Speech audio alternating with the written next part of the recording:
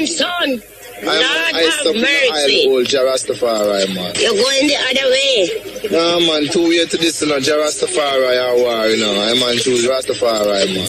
It's me, Romain Green, speaking. Before we begin the Mutabaruka, I just wanted to give you guys a friendly reminder to remember to donate $1 every month for 12 months to help me grow my corporation in Jamaica. Help support a black-owned corporation in my native country of Jamaica. The link is down below. Thank you. Enjoy this and have a nice day.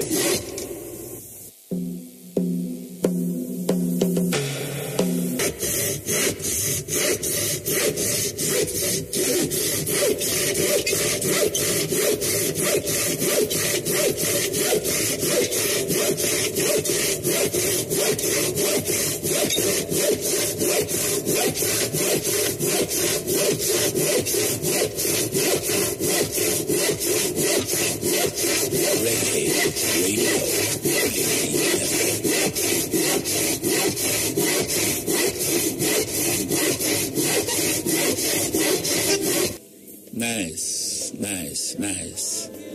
The cutting edge. Yes, Ras Miquel here. It's a different voice from Brother Muta, but same mind, same teacher,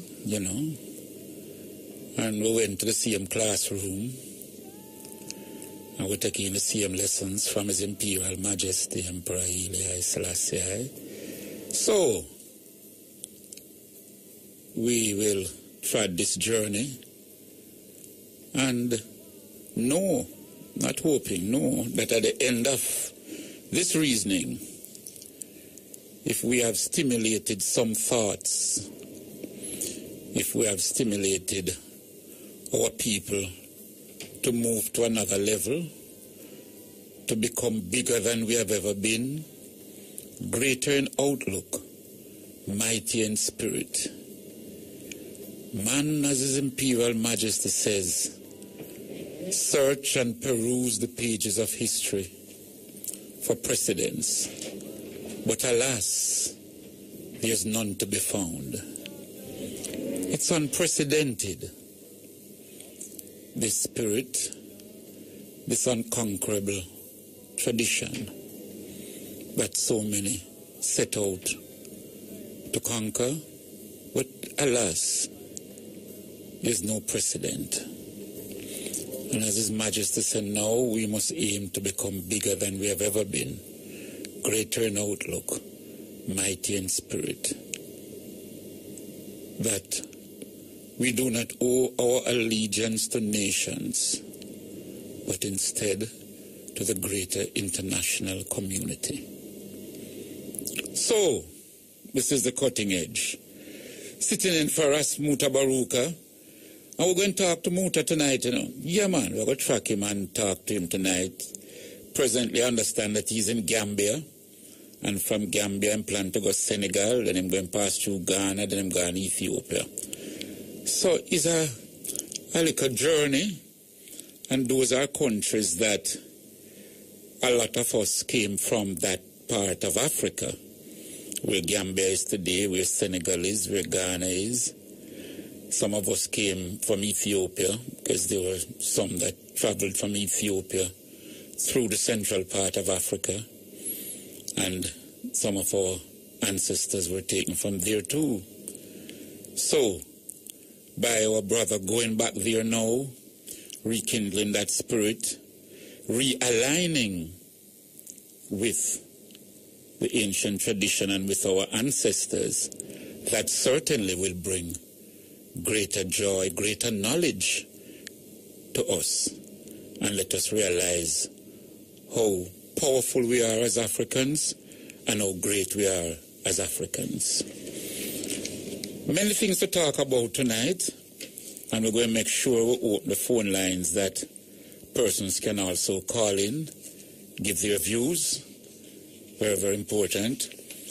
Apart from talking to Brother Muta, I know Brother Ika Tafari and Sister Esther, more than likely they are now journeying, traveling to the studio, because we're going to want to reason with them tonight also. They are planning as continuing the public relations program for the Coral Gardens Committee.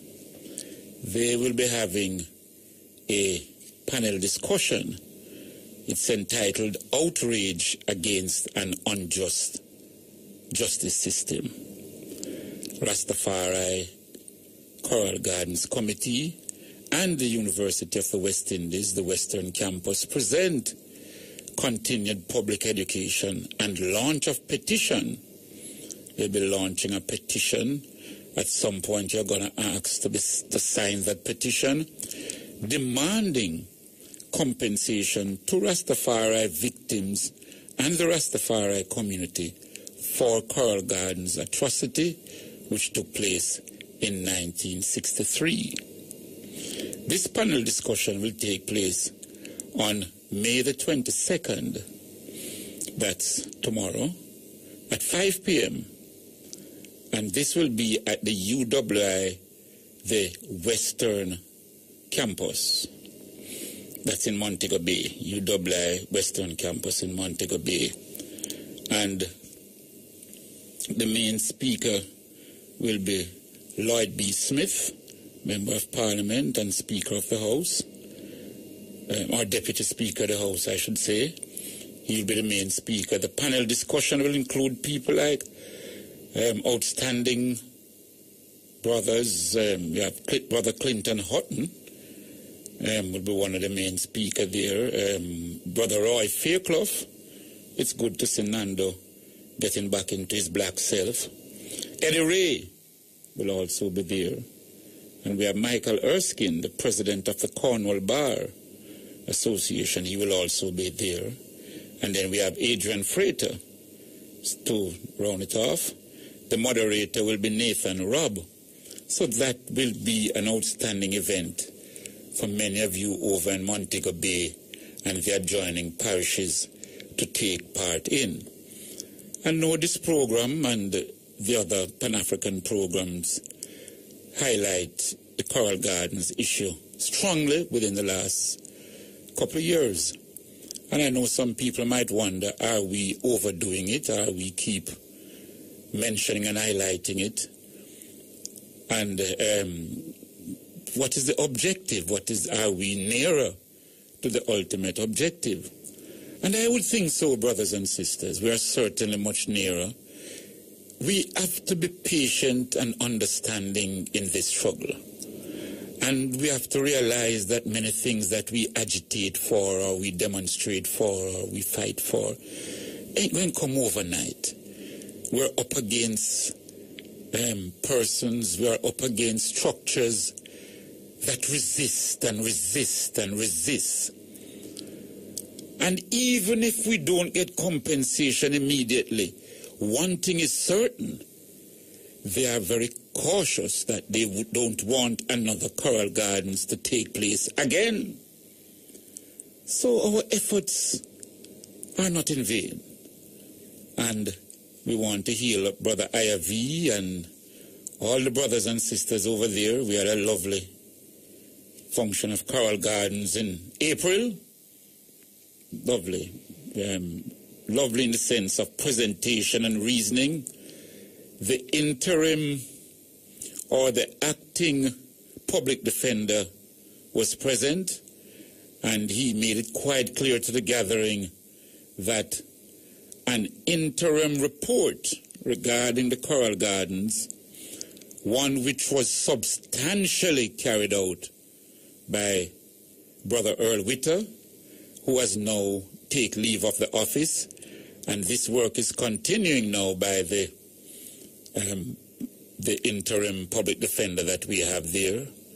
And an interim report has been prepared, and certainly now, between now and August, we're all hoping to strengthen it, go through it, see if anything has been left out, if anything can be added, and so on, before it is then presented to the Parliament, and the Parliament will discuss it. It will go to the Cabinet, and we will see what is the result? So all of this put together, the interim report from the Public Defender's Office, the panel discussions taking place, the discussion which took place in April at the Nyabingi Center in PID 4, and the other works that are continuously going on, all of this put together, brothers and sisters, will, in the long run, as we have said, when we present this interim report, if they don't take it serious, then and it goes to the cabinet, and they don't take it serious either as a government, then certainly, then we have already placed it on the international map, but now it will be placed before international tribunals to ensure that Jamaica understands that this 1963 massacre will never disappear. You must atone. And one way of atoning is to seek to pay damages, so that damages as far as possible to right the wrong that was done. So we're going to be reasoning with Brother Ika and company tonight. They're on their way here. Then we're going to reason. We're going to mention now there is a function on the 24th. That function will be at the St. William Grand Park downtown. It's nice to see downtown getting back into the picture. Yes, you know, some people trying to almost want to cut off downtown, but nevertheless, Sister Brown Burke, the mayor and company, they will be having the 3rd annual Africa Liberation Day celebration Saturday, May 24th at the St. William Grand Park downtown. There'll be exhibitions, there'll be dancing, poetry, singing. The program starts at 2 p.m.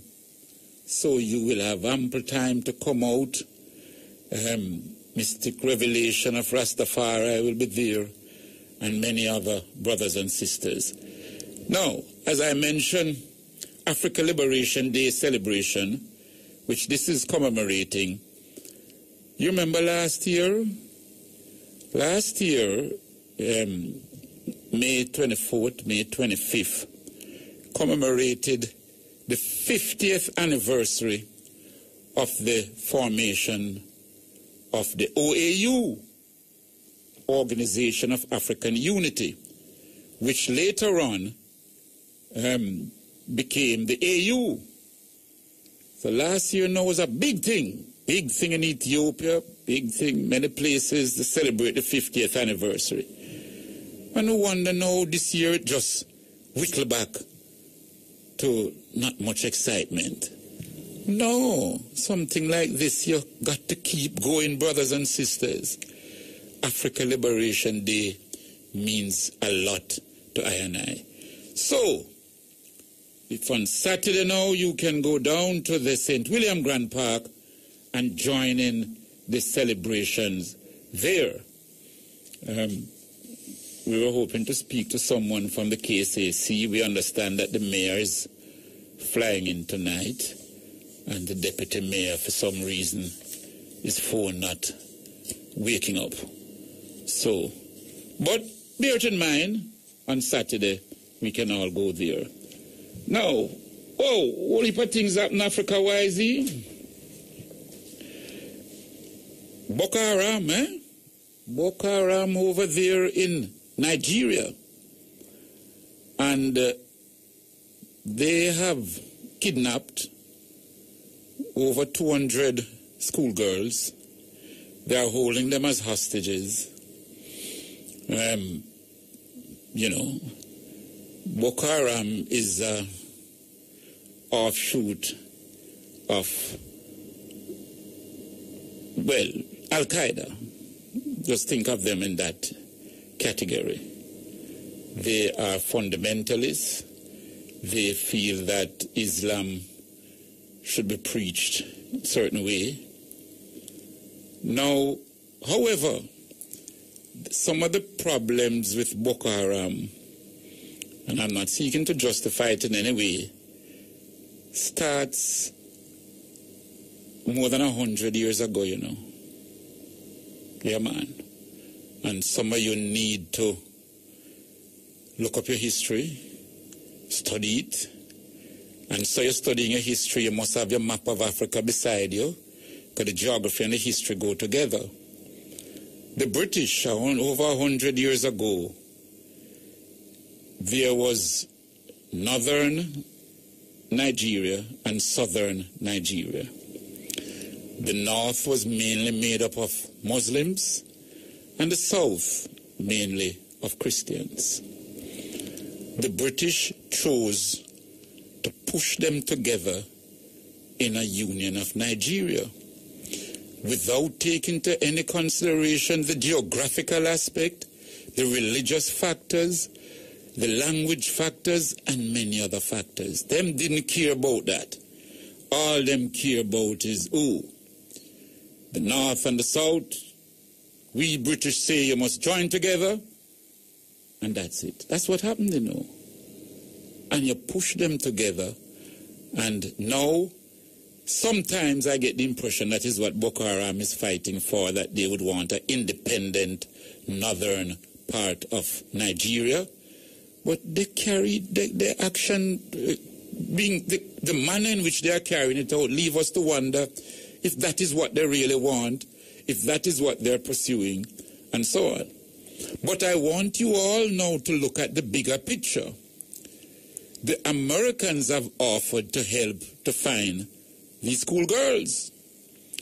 And you could see the reluctance of the president, Goodluck Jonathan, who many people don't really have a high regard for him.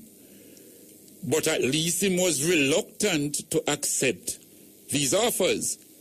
And you must say to yourself, why? Is it slavery coming back in a different form?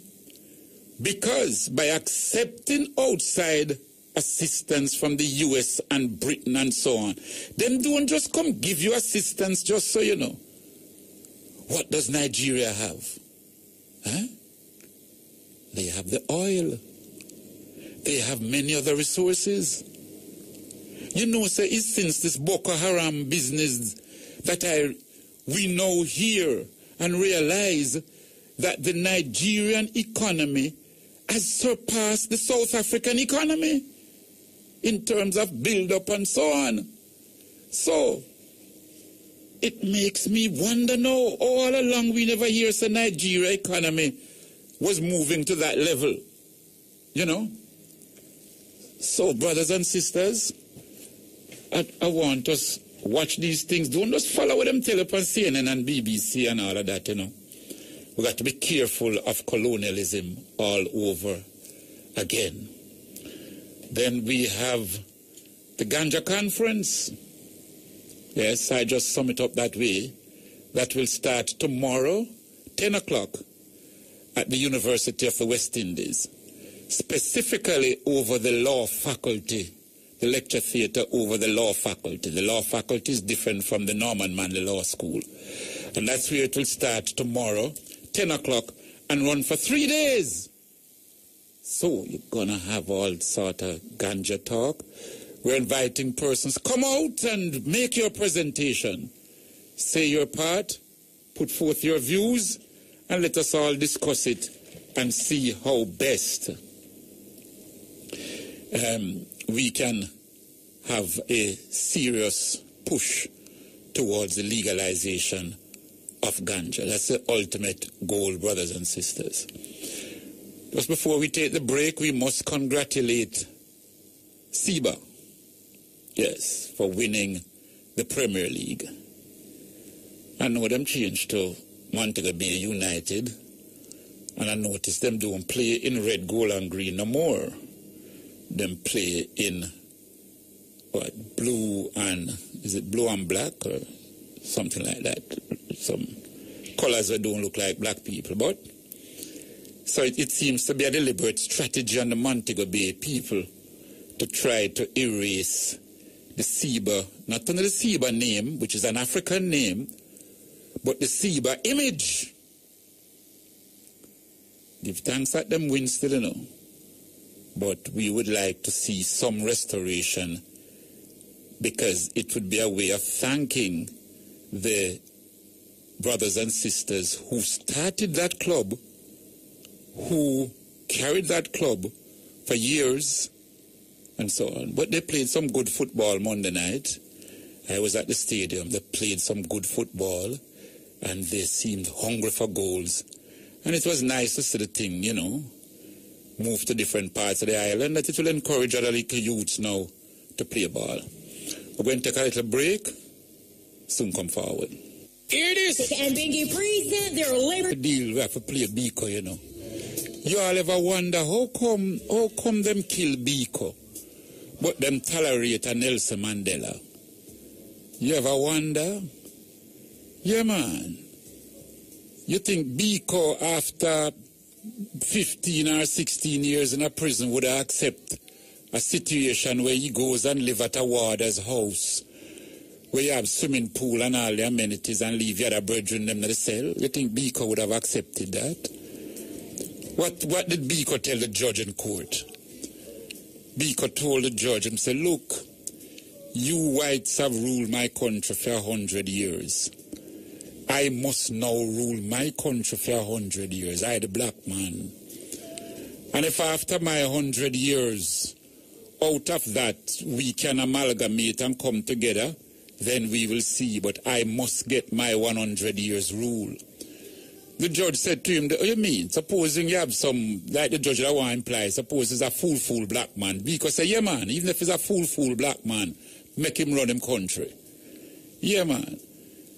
And because of those thinking and ideas, and because the children of Soweto, when they marched and shouted that they wanted Biko, and the many organizations throughout the country, they had to kill a Biko, but they could tolerate a more amenable Nelson Mandela, who allowed the mines to continue in the white hands, the lands to continue in the white hands, and so much more. Never forget Steve Biko and the Black Consciousness Movement. Yeah, I love Haiti. You know, where certain things happen and a lot of people just jump on it now and say, Haiti, you know.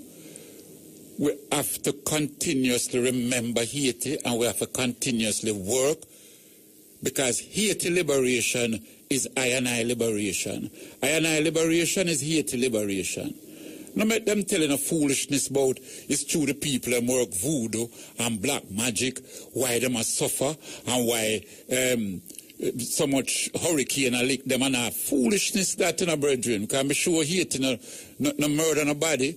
Haiti no send out no guns and bombs go kill off no people and all them things like when Mr. Guana, Libya and so.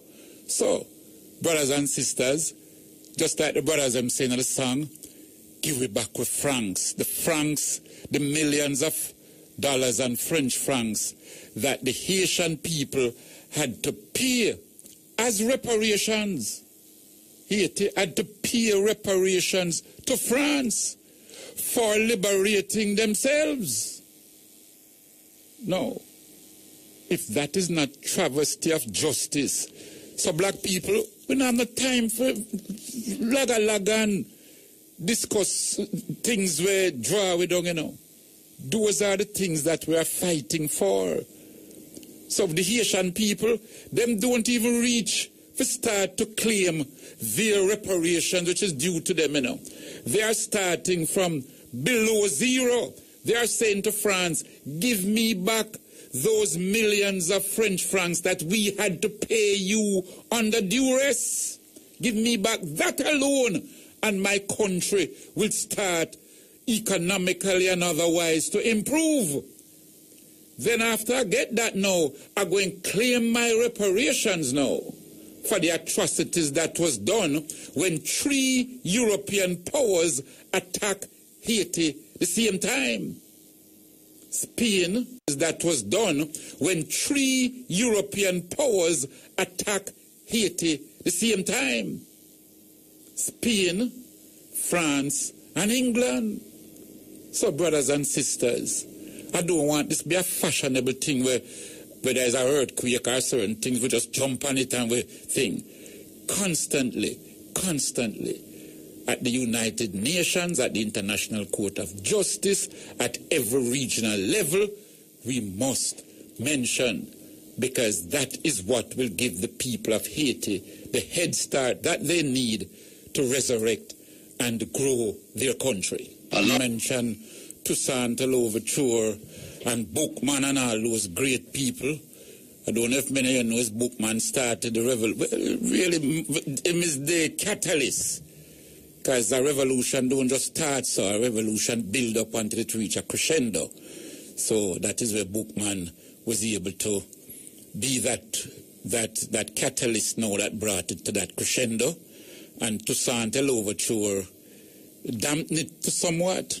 But right now in the studio, me have my family, you know. Yes, man, my family there. Rasaika, blessings. Isaiah, welcome.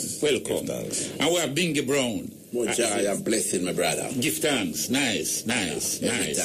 We're there, you know. Nice. And I see our sister, I don't know why she's still outside. Sister Sandra, yes. Sandra, yes. So when she's ready, I guess she will come forward. Yes. Give thanks. And I know the item is here now to talk about the Coral Gardens. The item is members of the Coral Gardens Committee, and there is that panel discussion coming up tomorrow, right? Yeah. And so on. And, you know, as Rasta, we always have a universal outlook in terms of comprehension of the universe. Definitely. So consequently, that now influences us even when we talk about Coral Gardens. You know, it's not an isolated incident. No. Because it's 1963 was Coral Gardens, right? Definitely. And it's 1963 my father set up the OAU. Yes. It's a need. The connection. Yes, the need to so, and it wasn't just a convocation of leaders, you know. You have some leaders, whenever I talk to the next leader, you have some leader who was Muslim and him not too like Christian. You have some leader for years, him doing to check for your next man over there. So that is, them tell me, say, when you read the backdrop to it, you know, Their Majesty, you see, the work when they during the day if set it up, they say he did even more work during the night. Because like him have to go to each man hotel room and say, yo, behave yourself, man, cut out that and leg out that and but I come back with that tomorrow. And after I tell the leader that him have to go to the next leader and say, yo, what you want? Your personal thing or Africa goal? It take a special synergy, you know, if you can unite different leaders with them different differences. Yes. You know, because, you know, in these time, even our problem today is the fact of the ego. Yes. And if you find a leader where you can rally around and suppress your ego towards a unified cause, is very rare, you know. And His Majesty, being the man of the century, was such a figure, you know, able to can bring together Africa. That's why he's the father of Africa. No, Coral Gardens was April. And Africa OAU was May. So you see it, the cosmical energy that was rotating throughout the universe. You understand? Yeah. And so now, with that taking place now, you can imagine the resistance. And then you have a Bustamante over here now, putting up his resistance. Yes. And to show the Queen of England and others know that him is a perfect soldier, slave for them. You understand what I mean? No, so therefore, him had to suppress our brothers and sisters now, so that he get commendation and recommendation from the Queen of England and from others throughout to say, nice, you're keeping them in check. Because remember, you know, so many of I and I don't realize that they have always, because the Mau Mau, the dreadlock warriors in Kenya in the 1950s coming up now, defeated them so badly in Kenya, the British. So now, all along they kept saying, those are the dreadlock warriors over in Jamaica. You got to keep them in check. We cannot afford another defeat. Definitely. Plus, you remember that the Maroons had them on the run also. Definitely. So, you know, that kind of example, you know, if you know, say, within Jamaica, the Maroon Revolution. We have precedents. Exactly. That we can defeat them. So they had that fear. And that dreadlock warrior will rise up again now. Make it even worse. And the fact that, is not just a physical struggle them when they struggle with as the image of Rastafari dreadlocks, but it was also the philosophy that goes along with what the Rastaman dreadlocks are deal with. The black theology, the know thyself, look to Africa concept and all of that. Force them as a new upcoming nation, independence, if you want to suppress that, because that wasn't the direction where colonialism or white supremacy when they try to even portray in the colonies. And with the Rastaman expressing that kind of a back to Africa thing, following up on Marcus Garvey and other members of the faith who our forefathers, they had to suppress that, and Carol Gann was a perfect example, or an example that give them make them think them have credence. We could have suppressed the movement because they were doing it before.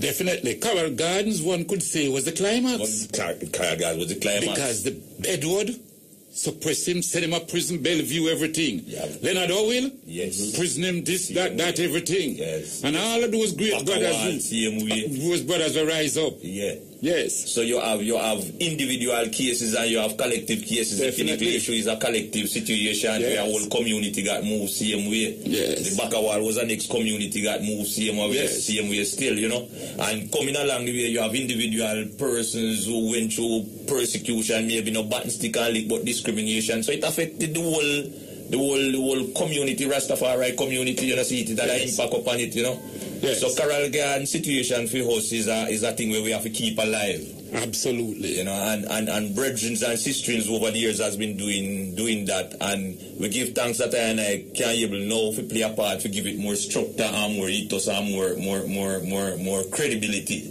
within its organization right now still, to the point where we're trying to even put on the forum tomorrow, leading up to the presentation, as I did mention earlier on, with the public defender or the acting public defender in Parliament. So we are trying to mount pressure through public education and through a petition, because if they remember the same night at the commemoration in April when I mentioned petition, right away we start go around and I noticed that. I saw the eye immediately, even before the speech come out of my mouth. I see the eye with the eye paper.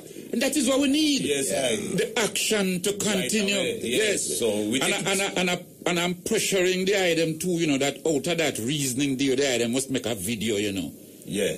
That we did it at the university, so now it was recorded. Yes. So you need to edit it.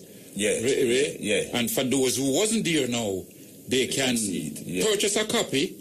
And that money goes towards the work them what they have to do, because take funds to do the work. Is our next way of raising funds. And as you said that too, we were on another station just yesterday, and a call in a idea that we had same way and said to us that we need to do a play and film the play and can sell the film from the play, but do a play for the situation which can develop into a live film, because is a situation which could make a good film. Yes. Yes. It has action in it, it have history in it, it have a whole the whole background to it could make a good film. Yes. So if we can find people who is willing to sponsor that, because we're a charity organization, so out of these efforts and these situations are the ways where we are trying to find we can raise funds to assist the elders. So yes, absolutely, man. Give thanks. Nice. You want to come in? You just said something a while ago. No, it's all right. Yeah, man.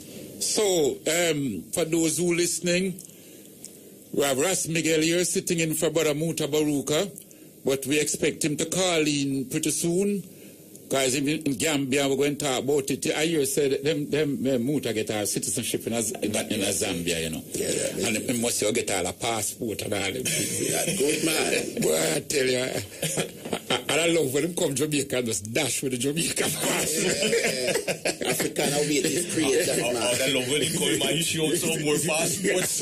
Yes, that's the boy. I said, this is my passport and all. Them two need them like a passport, and then I used to the man in my work now for make sure Gambia know that we don't need no visa for go them place there and all. You can imagine if you go home you need visa. Oh, it should have been. Line up in a line and all, and pay money and all, foolishness there. So we went and talk to him about that a little more.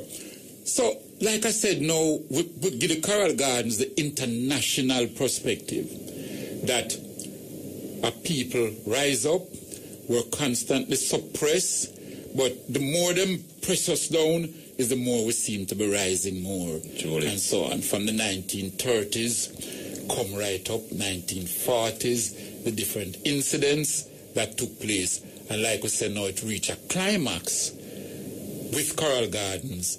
And this is why Coral Gardens... So when we say Coral Gardens, brothers and sisters, we're not just isolating that event of 1963, that bad Friday, bad Thursday, bad Saturday, and so on, What we're saying is that this was... The Coral Gardens also has become now a symbol. Yes, exactly. Yeah. Of the oppression that was unleashed by a government. Level of oppression. It reached genocidal. Against its own people. Yeah. But you see, those were... Proudly, What's the man to say it proudly, Who the jail can't hold, boat can't hold. Which is the cemetery. Yes. Yeah. You know what I mean? Yeah, man. So they and there was a statement from Norman Manley too. I don't remember it correctly too. Earlier on, Fisher said they were definitely against the spread of Rastafari within the whole Jamaican society. See, and we are still, Yeah, man. So we know, say the Coral Garden crescendo was an excuse because some brethren committed murder, attack, or any take revenge and did some act of violence. That they returned the violence upon the. But you know, all the while, brethren of Portland, what a thing. St. Catherine. So you understand their concept? You don't understand for them concept of justice. Man, never yet go to Montego Bay. No. Find himself get pick up, carry go at 14. Yes. Yeah. Yeah, jailhouse. So we don't understand for them concept of justice. That's why we are so outraged against the unjust justice system that we see that take place right now, and it in a different genres, different situation, to the point where we can look upon the system and say it is not perpetuating justice. And for our freedom, justice has to be involved. You can't have freedom without justice. You can't have no sense to get freedom by justice. Good governance can't come, government can't come without justice to its people. Yes. So we are hoping that we can prick the conscience of the leaders them at this moment in time. See, it's a pinnacle just there that the crescendo, at a hype in its deliberation same way. So we hope that Coral Garden may get that kind of hype same way still. See it. And when we say hype, we don't mean no dance all hype. We dey talk. No one day wonder. No, we dey talk serious,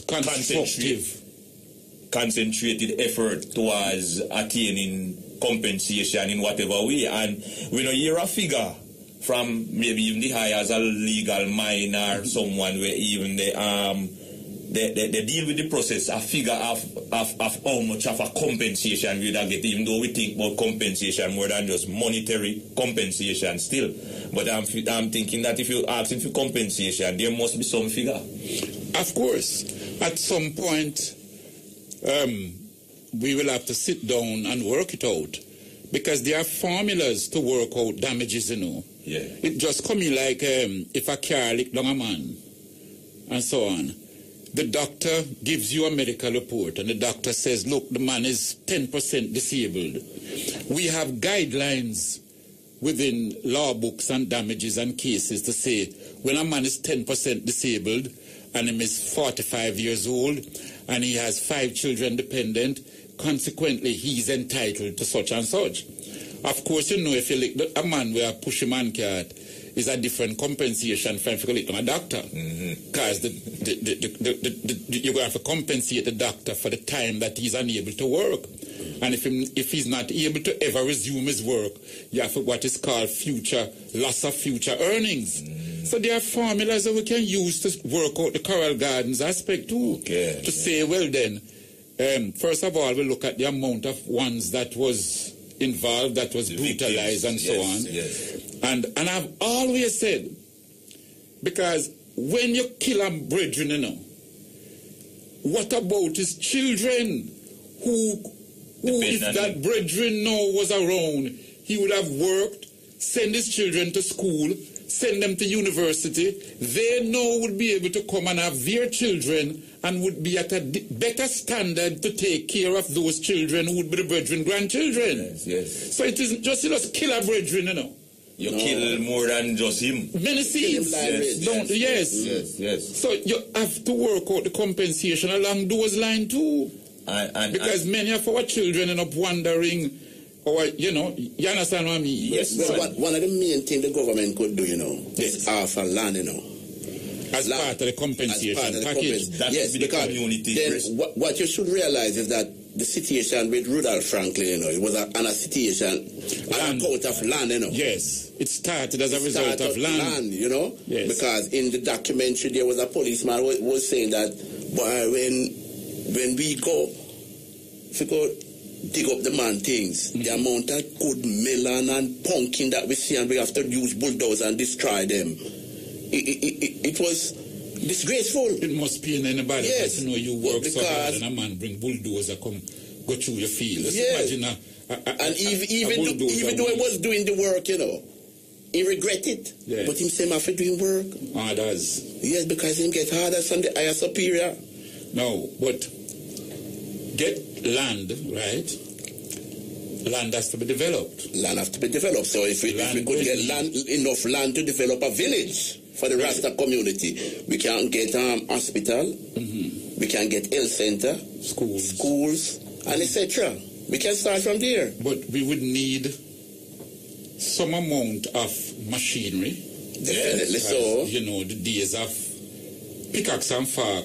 That plow land. That's just a little 1 acre when you have a little 1 acre in your backyard. Definitely so. But we are talking thousands of acres of land. Definitely. So we're going to need machinery, good machinery, to plow the land and prepare the land and so on.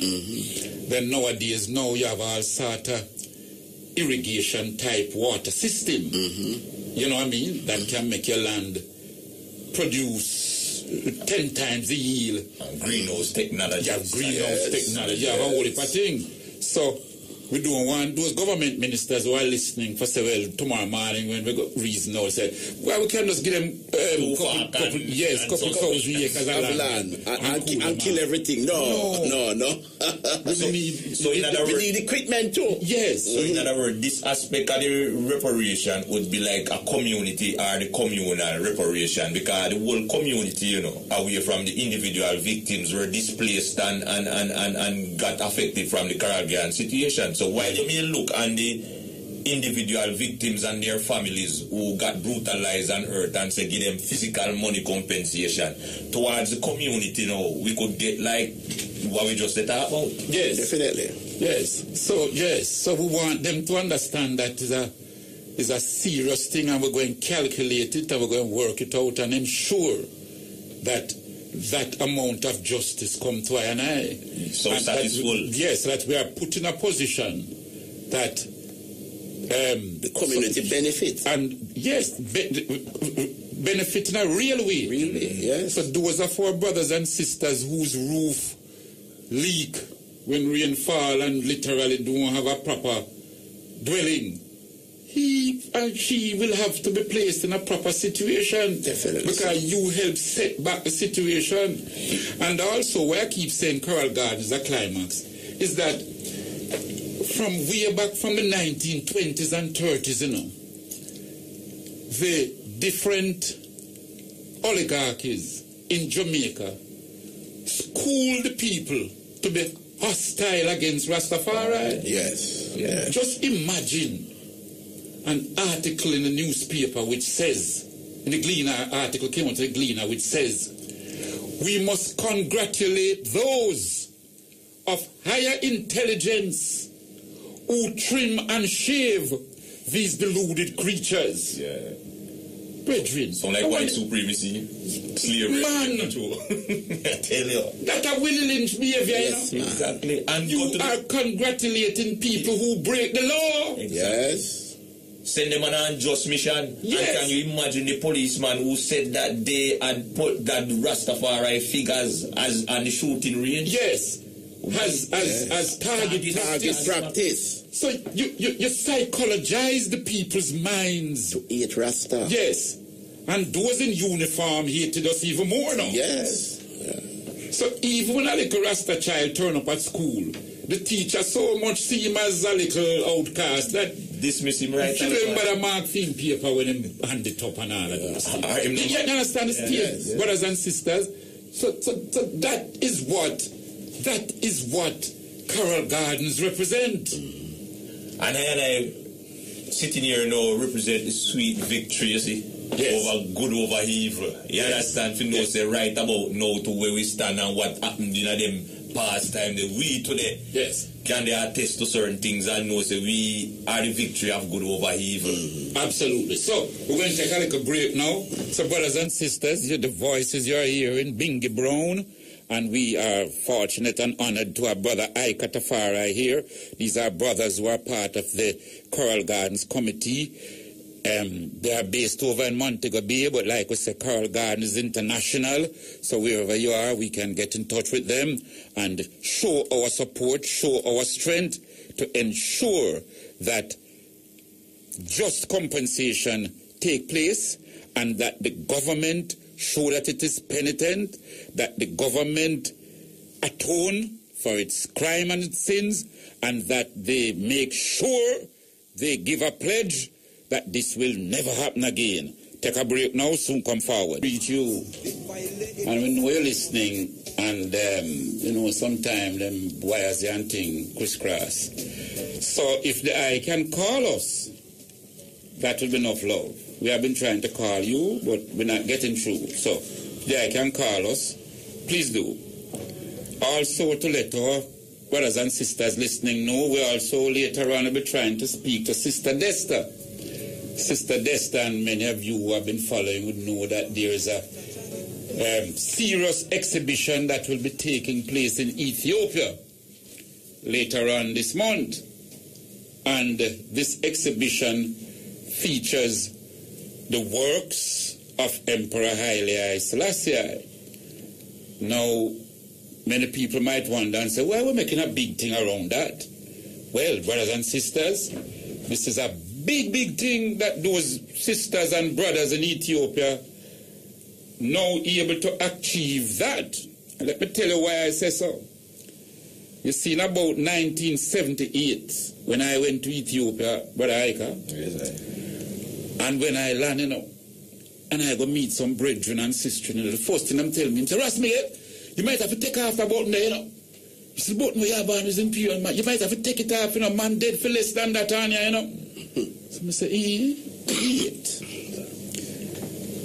So when me do the next day, you know, me put on two. One on the left chest and one on the right. You know what I mean? You know, say brave, you know. Oh, but you got to read that Jamaica too, you know, so. Yes. You know. But seriously, people were killed, Ethiopians were killed for just showing any form of loyalty to His Imperial Majesty. But that is what 63 did, and the loyalty that we had to the Rastafari culture, you know. Yes. Black theology, why we suffered the Coral Gardens incident. Yes. So, this is 78, 1978, where not just Rastafarians in Ethiopia, but Ethiopians themselves were being executed for showing any form of loyalty to Haile Selassie. So I give you that backdrop and build up now to reach a stage in 2014 that you can actually have a big public exhibition of Haile Selassie. Those brothers and sisters there must be highly commended. You see what I mean? Yes. Haile Selassie and the Rastafari movement. Yes. You know, so we're going to talk to Sister Desta and bring out some more of that. I want to heal up Sister Mitzi. Yes. Give thanks. Great sister in there, Sister Mitzi. Stand strong in him. Yes, I want her to be stronger, you know, and to move forward. I want to heal up Rasai also. Yes. He's a little missing in action at the moment, and I've seen him as vigilant, you know. And so visible, but him not missing. Him not missing, but him, Rasai and family. So I know it'd be nice if him just come out to the next CD now and show say he has been recording and so on, because I know him always writing, you know. Rasaiva, always writing. You know, eloquent brethren, man. Yeah, man, him always writing. I know him always writing, because I know when I buck him up, they must show me some paper and say, Ras Miguel, I write something on this and so on, you know. Him always doing some research and writing and so on. So we want to heal up Rasaiva and family and make the brothers and sisters know, stay strong, and as we move forward. Now, so the Coral Gardens, well, for those people, some people go sleep and wake up now to listen to the program. Tell them a little more about it now, Brother Ika.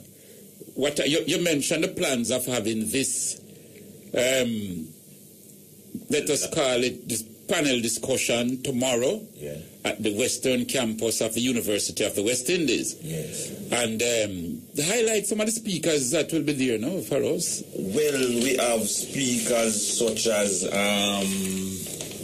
Clinton Hutton, which you know associated with the university and is a very highly recommended historian. Yes. Yes, him know a lot about the history of that take place. And Roy Flakeup is a lawyer down in a Montego Bay, very radical brethren, tell you, you know. Yes. We don't see a lot of time, so it was nice, like you said, to see him join this discussion for us still. That was good for us. We are First Man, which First Man now is from the indigenous village, Rastafari village, is a part of the Rasta community, which will be on the panel, same way, you know. Michael Erskine is the brethren, is the president for the Cornwall Bar Association, so he's an ex-legal mind that same way.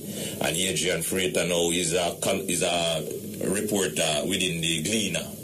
So we kind of have the publicists and the legal minds together. With Nathan Rabno is a near-legal mind and he's the moderator. He did one for us on the 50th commemoration. We had a panel discussion and Carl Gant, and he was the moderator. So he did a good job and we have him back here now. So Lloyd B. Smith is the main speaker, which is the MP for the area and all of that. So what we try to do with this panel is we try to get out people from the society, basically, to see how their mind within justice towards is functioning, you know, because we're going to talk to people in Parliament that are mostly non-Rastafari. So these people now supposed to can show them say justice is justice. It doesn't have no color or no shape and form. So these are the panelists that we hope we have, and I guarantee you we're going to have a very interesting reasoning going through with them, you know. Yes. Yes. And in the same speed after all of that now we're going to have like the launching for the petition, which will be launched online also, as well as the hard copy to sign, you know. And this situation now is a situation that we're trying to go wide with it, island wide, into as much area as possible. We have a next date set for the 26th of June for Hanover Parish Library coming up same way, and we are hoping that other ones who are interested to facilitate a panel discussion or forum or speakers within their community towards public education of the Carl Gant situation and the signing of the petition will call us, you know, or make contact with us so we can organize with them, you know. We want the one in Kingston mainly shortly same way, you know. The whole idea to sensitize people. Yes. Educate. Inform, yes. Update. Exactly. On the whole thing. Yes. So one in Kingston, pretty soon Manchester, Portland, all over the island. Yes. And so on. As wide as we can go in this space of time to August, you know? Yes. And also to get the signatures of ones and ones from the petition to present to Parliament same way. Nice. But I can hold that just a little dear now. I understand we have Sister Desta on the line. Greetings, Sister Desta. Greetings, perfect love from Addis Ababa. Yes, greetings, Sister Desta. Give thanks. Can you hear me? Yes, I'm hearing you now. I'm hearing. Yes. Give thanks. I give thanks from Addis Ababa. Yes. I gave our listeners a little overview that to have reached this level, to have an exhibition on Haile Selassie is monumental, and it must have taken great work and courage to reach this level. God is able, and he gets all the glory, because, you know, man plan and the wipe out. So indeed, it has been an amazing journey, almost 4 years, and many angels have come. Some did great work, some did small work, but it all contributed to what will happen on Sunday for African Liberation Day at the National Museum, you know? Yes. Give us an idea what this exhibition, some of us who might not be there, you know, but we want to picture it. What will you have on display?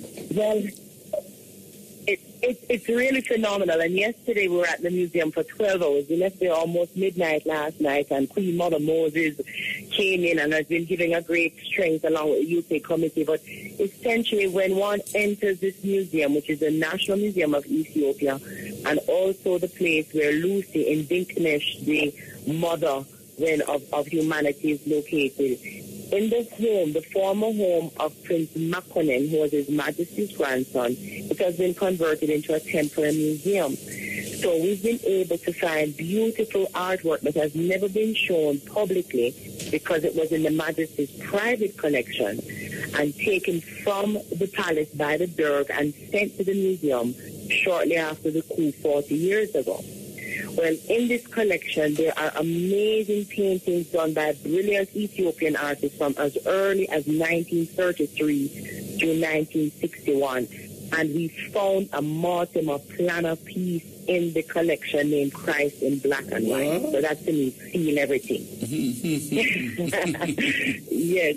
So these pieces, again, phenomenal paintings. And we also were able to access and utilize some of his clothing, military clothing that we're familiar with many pictures that we've seen him in the Navy uniform, his Field Marshal uniform with hats, his grand ceremonial cape embroidered in gold and red velvet. The piece weighs maybe about maybe 25 pounds. You know, Empress Menen's coat, and then 2 of their common throne chairs, which are not so common.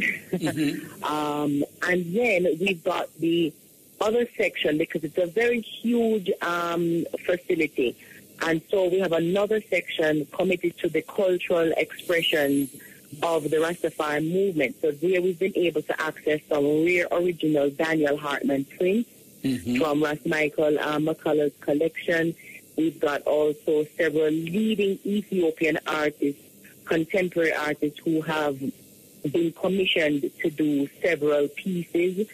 We've got 4 large 55-inch screen televisions in 4 of the rooms that will show the music of Bob Marley, Peter Tosh, Count Ozzy, the forerunners that really help to, you know, disperse the message of Rastafari. Finally, we've got a section that deals specifically with the 3 major mansions, the Narabingi, Bobo Shanti, and the 12 tribes of Israel and their founders, with an installation of what the Jamaica Culture Yard looks like. You know, one additional thing I should have mentioned to that we have that's very important, because it's a very dynamic exhibition, and the intent is to connect what I call kith and kin, and to have Africans, especially Ethiopians, understand why we are here and why we connect to Ethiopia. So we have done a small installation of the slave ship called the Door of No Return, where you enter, and in that moment, it's a 3-minute video clip that shows you, brings you into that experience, that horrific experience that we endured, that has since been burning our blood to get home to Africa. And then when you come out of that experience, the slave ship, you're led straight into the Marcus Garvey Starliner, Black Starliner, our salvation ship, if you will. So, again, really dynamic. The UK committees, and they've done the whole Bath experience and the development of Rastafari in the UK. Mexico has done the same. So we're just bubbling, but quite tired. Very, very good. Now, for years, Sister Desta, the Ethiopian intelligentsia have made great effort to downplay the role of His Imperial Majesty towards the upliftment of Africa, the unity of Africa, and the blessings with the diaspora. This exhibition then must go a long way to showing this intelligentsia that your efforts were in vain. Well, you know, I look at it this way because, first of all, we've been able to access all these items because of the support of the Ministry of Culture, and even the Ministry of Foreign Affairs has been facilitating visas from ones coming from all over, because, as you know, we still have issues going from one country to the next on our continent. Yes. So the way I analyze this thing, I see this as our responsibility. Politics is politics, and any politician in any setting is always hindered or hampered or hands tied with what they can actually do, regardless of what they may feel within their spirit. And to them it is sensitive. But I and I, as Rastafari, we have the power, the authority, and the spirituality within which to manifest these types of works, because who else has held up the Majesty's name from that time till this time? So I really look at this as our responsibility, and I look at this as an opportunity for us to realize the power that we have through the Divine Majesty to fulfill works that not only promote the Majesty, the living God, but also help to perpetuate a message, a Pan-African message that is good for everyone. It doesn't matter whether you're Rastafari or not, but Pan-Africanism and the ideas and the principles of developing this continent by us, for us, are alive. They're living. And so this is one of the outputs that we want to make sure is achieved through this exhibition, that the 75% of Africans under the age of 35 can find again this guiding principle that has led us out of mental slavery. So likewise, you know, this is not a job for politicians. Right. You know, it's right. really Sister not a job for politicians. I'm going to ask you to hold just a minute there now. It's coming up to 12 o'clock. And at 12 o'clock, the principles of this station is that we play the national anthem. So I'm just going to ask you to hold a little, and we're going to come right back to you. Give thanks. Brothers and sisters, this is Chalice. Join us with respect for our national anthem. Let us stand and defend this one. Peace and love. Thank you. Eternal Father, bless our land. Guide us with thy mighty hand.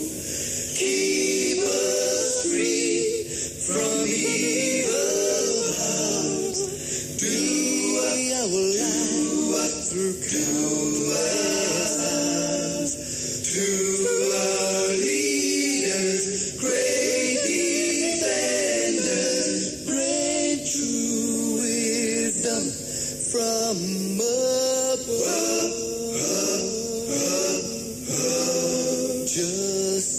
Justice, truth, be ours forever. Jamaica, land we love.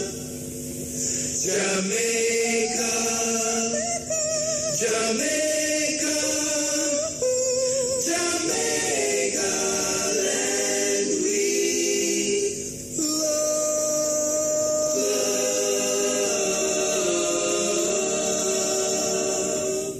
Reggae Radio, Irie FM. Yeah, man. Nice. Yes, Sister Desta, we're back on here again now. Yes. Yes, beloved. Yes.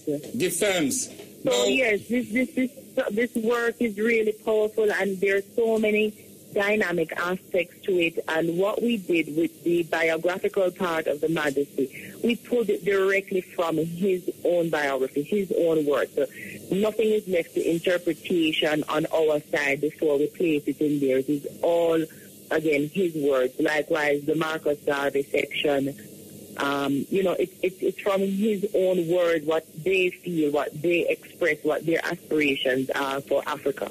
You know what, so we give thanks. We really give thanks. One of the things I found out, even when I spoke to former government ministers and the persons who were in leadership position, was that many of them did not know of a lot of the outstanding works that His Majesty carried out,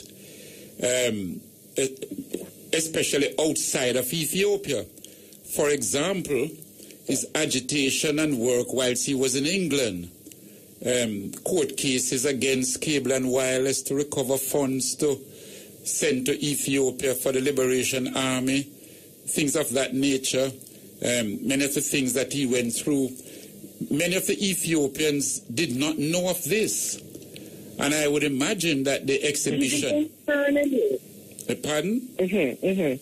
No, I would imagine that... Even internally. Even internally, many of them. So the exhibition now will even go a far way in educate... Internally. Even internally, many of them. So the exhibition now will even go a far way in educating Ethiopians about His Imperial Majesty. Is that so? Yes, and this is who our market is in terms of this exhibition. You know, when you're creating any product, exhibition, glass, clothing, you have to think about who this particular thing is created for. And this exhibition is clearly for Ethiopians and going further Africans, because it's going to Ghana next year. It won't leave the continent. And so, you know, to buttress your point, many in even the Ministry of Foreign Affairs that I spoke with in the diaspora office had no idea that Shashamane land grant was associated with the support that black people in the West gave during the Italian occupation. They thought that Majesty, when he went to Jamaica, gave this land for Rastafarians. So there really is, as you're saying, Brother Miquel, a really important role in educating and clarifying who we are, who the Majesty is, his impact, and most of all, the continuity, because this is not a museum or an experience, rather, that, okay, it's in the past, it's historic. No, it's alive, and we want to build, you know, on the philosophies and the work that the Majesty has done, and likewise the movement.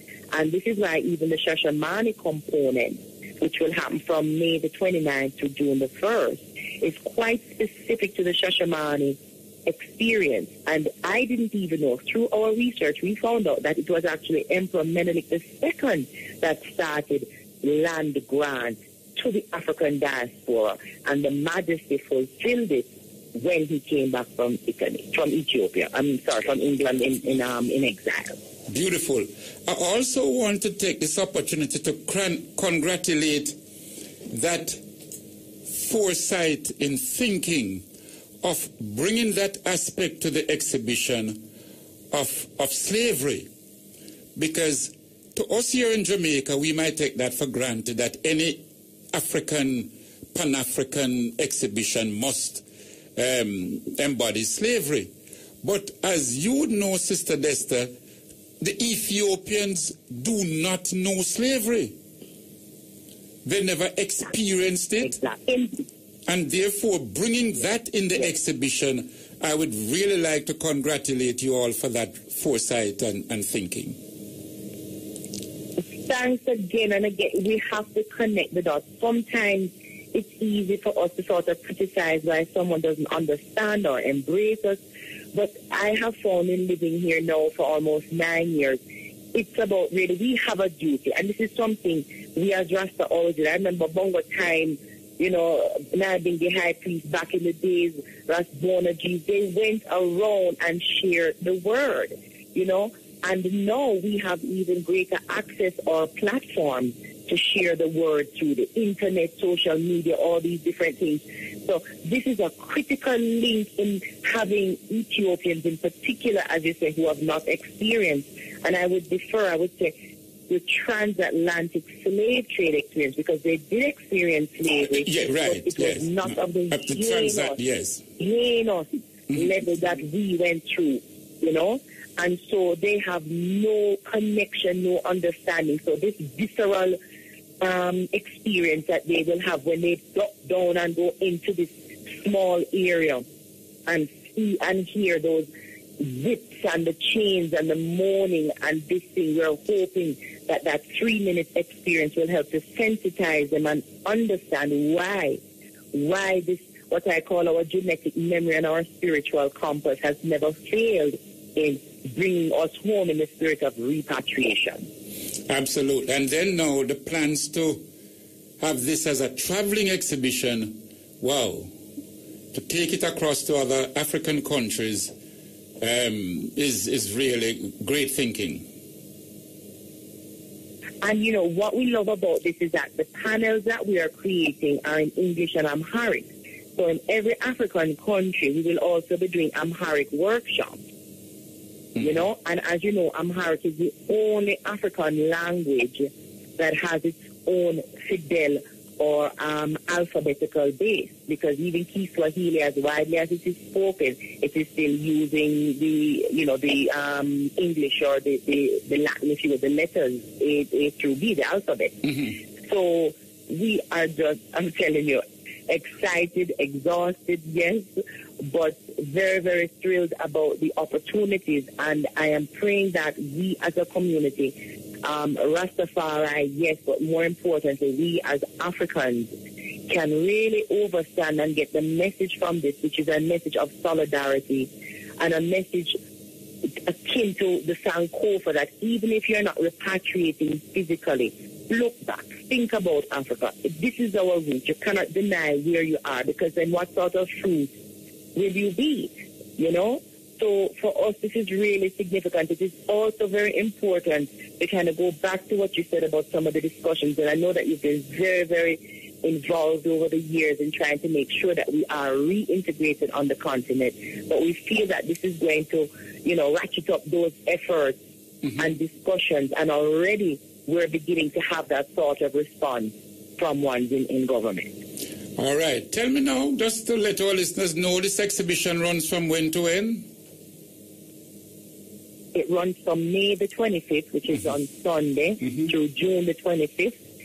We're waiting to see if it'll be extended until the Majesty's Earthstrong on July 23rd, but it depends on the response. And already people are lining up in front of the museum just to take pictures of the 5-meter high billboard that was erected with the Majesty and Empress Menen at the top, you know. So that is the intent. Brother Jelani is coming in, or I think he may have even arrived last night to do the symposium on Saturday. So we've got professors and presenters from all over that are coming in on Saturday to present. So there's a lot of activities going on. There's even tours up to Edjessagoro, the birthplace of the Majesty, and Harar. So there's really a lot, and we want to just encourage everyone to come in, tune in, think about us. You know, Ethiopia is real. This is not just the mythical land of Prester John, but it's a real place, and Africa awaits our creators. Beautiful. Our spirits and prayers and our minds are with you, Sister Desta, and your team and company. Heal all ones that are there. We're very, very, it's not just a proudness. It is almost a feeling of it's almost like this is a journey which is destined by our ancestors through all of us, and that it, just like it is said, Africa awaits its creators, and the creators have now come to literally, we don't want to sound chauvinistic to say we're teaching the Africans, but certainly we are bringing the Africans to realize how great a people we are. Amen, amen. And I take that with such a great sense of humility, Brother Miquel, coming from you. You know, we were a long time in the movement, and, you know, you've done so much, so you understand. Your fingers are on the pulse at home and abroad. And I think what you're saying is absolutely right, and there's nothing wrong with the children returning home to teach. I, as a mother of 10, you have your your lot there, your dozen plus, and constantly our children are teaching us. So I don't think that there's anything negative about that statement or condescending at all. And I think, again, we have a duty, we have a role, we have this amazing responsibility on our shoulders to indeed come home and share, because, sharing is caring, as I say, in its most simple form. This is what we even teach our children. So why not? Why not come home and help to indeed build and develop, especially the minds of the youth on the continent that are thirsty. They're longing for this focal point. They're longing for messages that help to galvanize and strengthen them. And we know within Rastafari that we have found this message. So we pray to the Most High to just guide us, and I hope you'll be able to make it in. If not this time, then maybe the Ghana leg. I certainly will be there at some point. I certainly have to be there. Nice. Give thanks, Sister Desta, and heal all one's fire and I.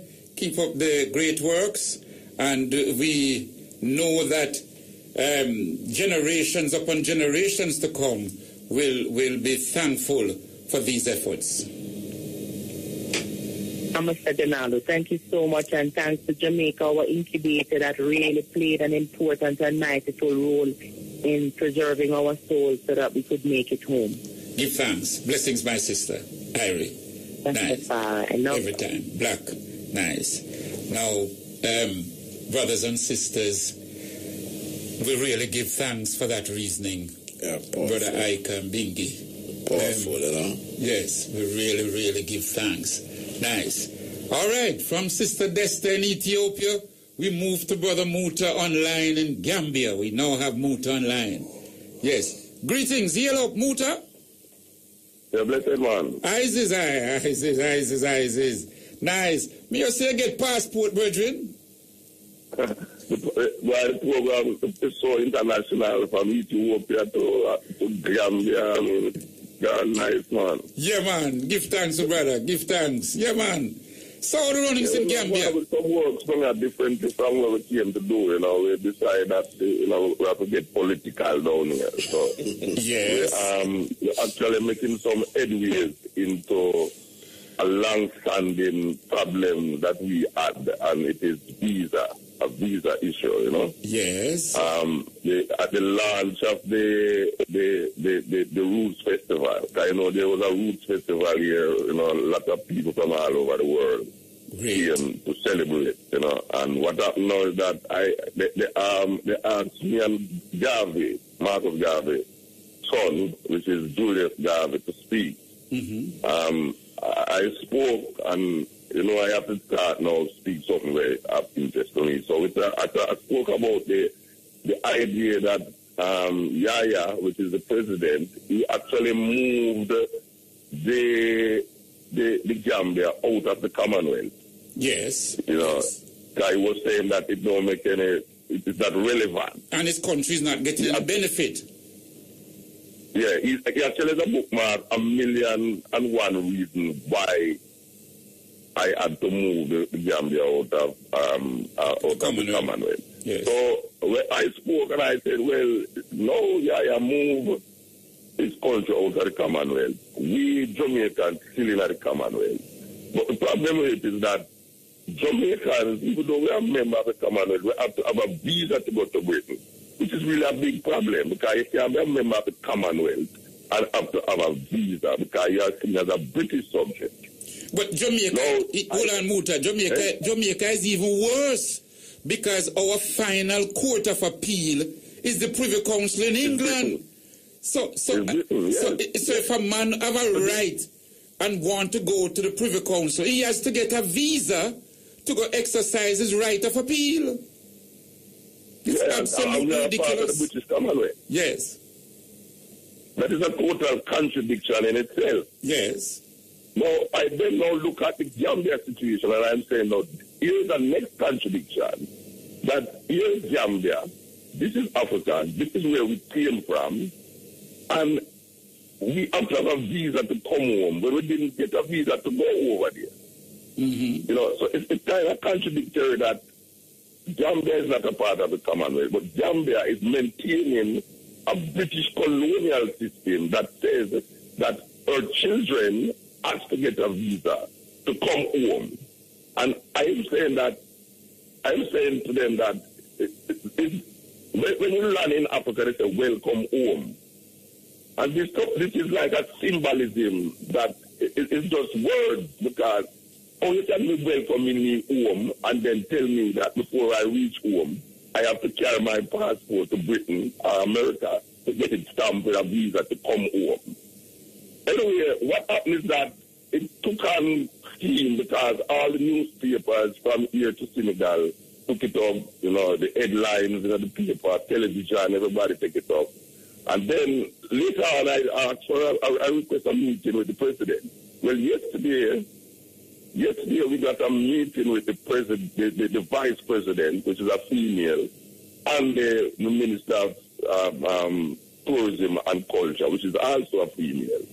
We had a meeting very short because I didn't want to talk too long. I just come to tell them exactly what I said. So I repeated what I said at the Roots Festival. And they agreed.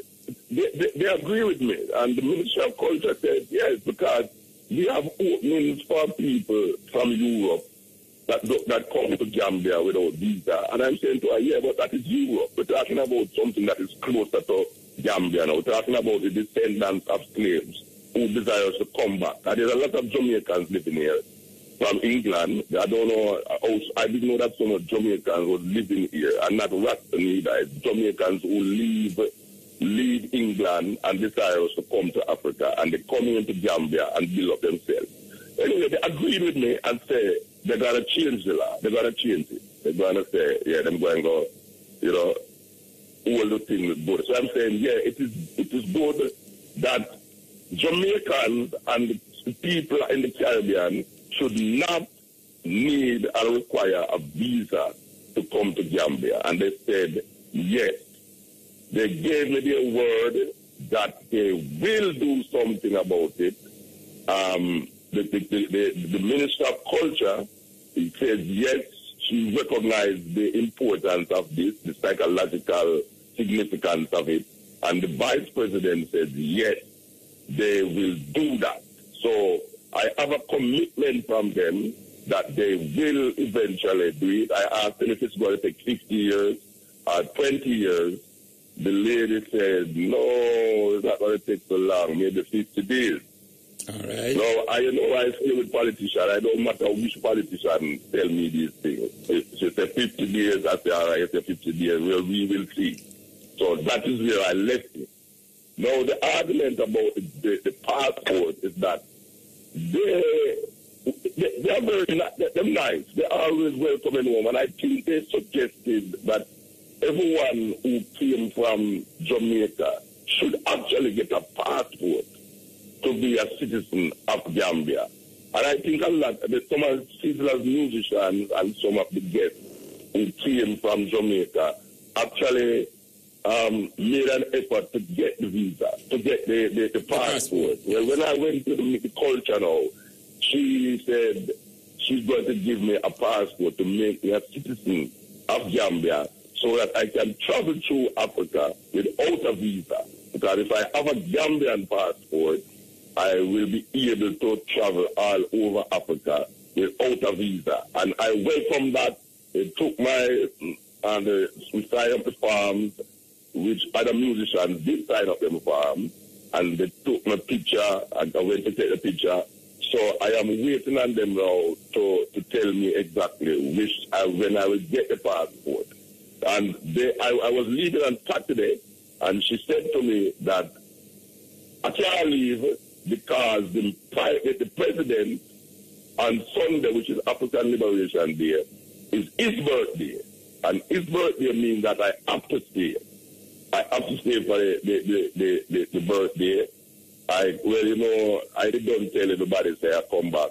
I call Jackie and I say, Jack, talk to the Minister of Culture here because she want me to stay till the next time. When they talk, and the consensus between the two women them was that, yes, if I desire to stay for the birthday and come back next week. So that is where it is now. I am here in Gambia for the past 2 weeks. I went to Senegal day before yesterday. I came back from Senegal. We did 2 shows in Senegal. To come back, Sizzla is still here. Sizzla is making the rounds. Sizzla will be at the ceremony too for the president, and that's where it's at the moment. Tell us now, has there been any effects on Senegal that you have gone to and Gambia as to what is happening in Nigeria with regards to Boko Haram? All right. There's a big issue down here. The Gambian, well, from what I was speaking to some of the inner people in the government and the people here, I think they feel that the president of Nigeria is not really doing a good job. It's weird that they should bring in America into the situation when they should be the ones who deal with this force in itself. You know, people don't know still, but Boko Haram, it actually means Western education is a sin. Mm-hmm. That's what the word means, Boko Haram. It means Western education is a sin. Yeah. So these people is fighting against Western education. We in Jamaica as Rasta is fighting against Western education. But what they are doing, they are using the religion to get so extreme that they are killing their own people in order to project this idea of no Western religion. So they have become a menace. Yesterday they killed about 100 odd people, and today they kill like 70 other people in a market. They set the bombs. So this is a very serious concern in this part of the world here about that group and about the lack of enthusiasm or the lack of push by the Nigerian president to really to get rid of this group. Mm-hmm. Yes. And what is that? I don't know because I am coming from Jamaica, but this is really strange. Every day I take up the newspaper. The only thing that is on my mind to find in the newspaper is a murder. This is a psychological thing. I am coming from Jamaica. Murder is prevalent in Jamaica, so I am expecting to see who get murdered in Gambia. I am telling you that since I've came here, there's no murder. And when I contact the police, the police and the ministers, I am told that murder, there's only 5 murders per year in Gambia. 5 murders per year. And Miquel, I can tell you something. It is so, it's so sweet that the police here don't carry guns. They don't carry guns in the street when they're dealing with the people. And that is really something else for a Jamaican like myself to actually see this. Mm-hmm. It's really beholding in its own self that you're in a country where you have 5 murders per year. I nearly freak out when them tell me that. And you're traveling with police. Because every day we have police guarding us. Me and Sizzla, anywhere we go, there's police all over and soldiers. We can't walk on the street. It's a mob. It's mob business if we walk on the street. And these police line up. And none of them have any gun. I would have to ask the police them, so how come they don't carry any gun? Because they only carry a gun when they're going on a special mission. But normally they don't carry guns. And that is really something. That's really something. Because we are taught and believe that everywhere in Africa you go, there's a war, and everywhere in Africa there's brutality with police and soldiers and guns and all these things. This Gambian country, the police don't carry guns. In terms of standard of living of the people, what's the population like in Gambia? The population is 1.8 million, which is less than Jamaica. I know Jamaica still reach 3 million. Right. It's 1.8 million. They speak mainly English. 70% of the country is Muslim. The rest is divided between Christianity and animism. Mm-hmm. Animism is the traditional African religion of this part of the world, go right up to Mali. The country is it's very long, but it's not wide. It's about 20-odd miles, 30-odd miles in width.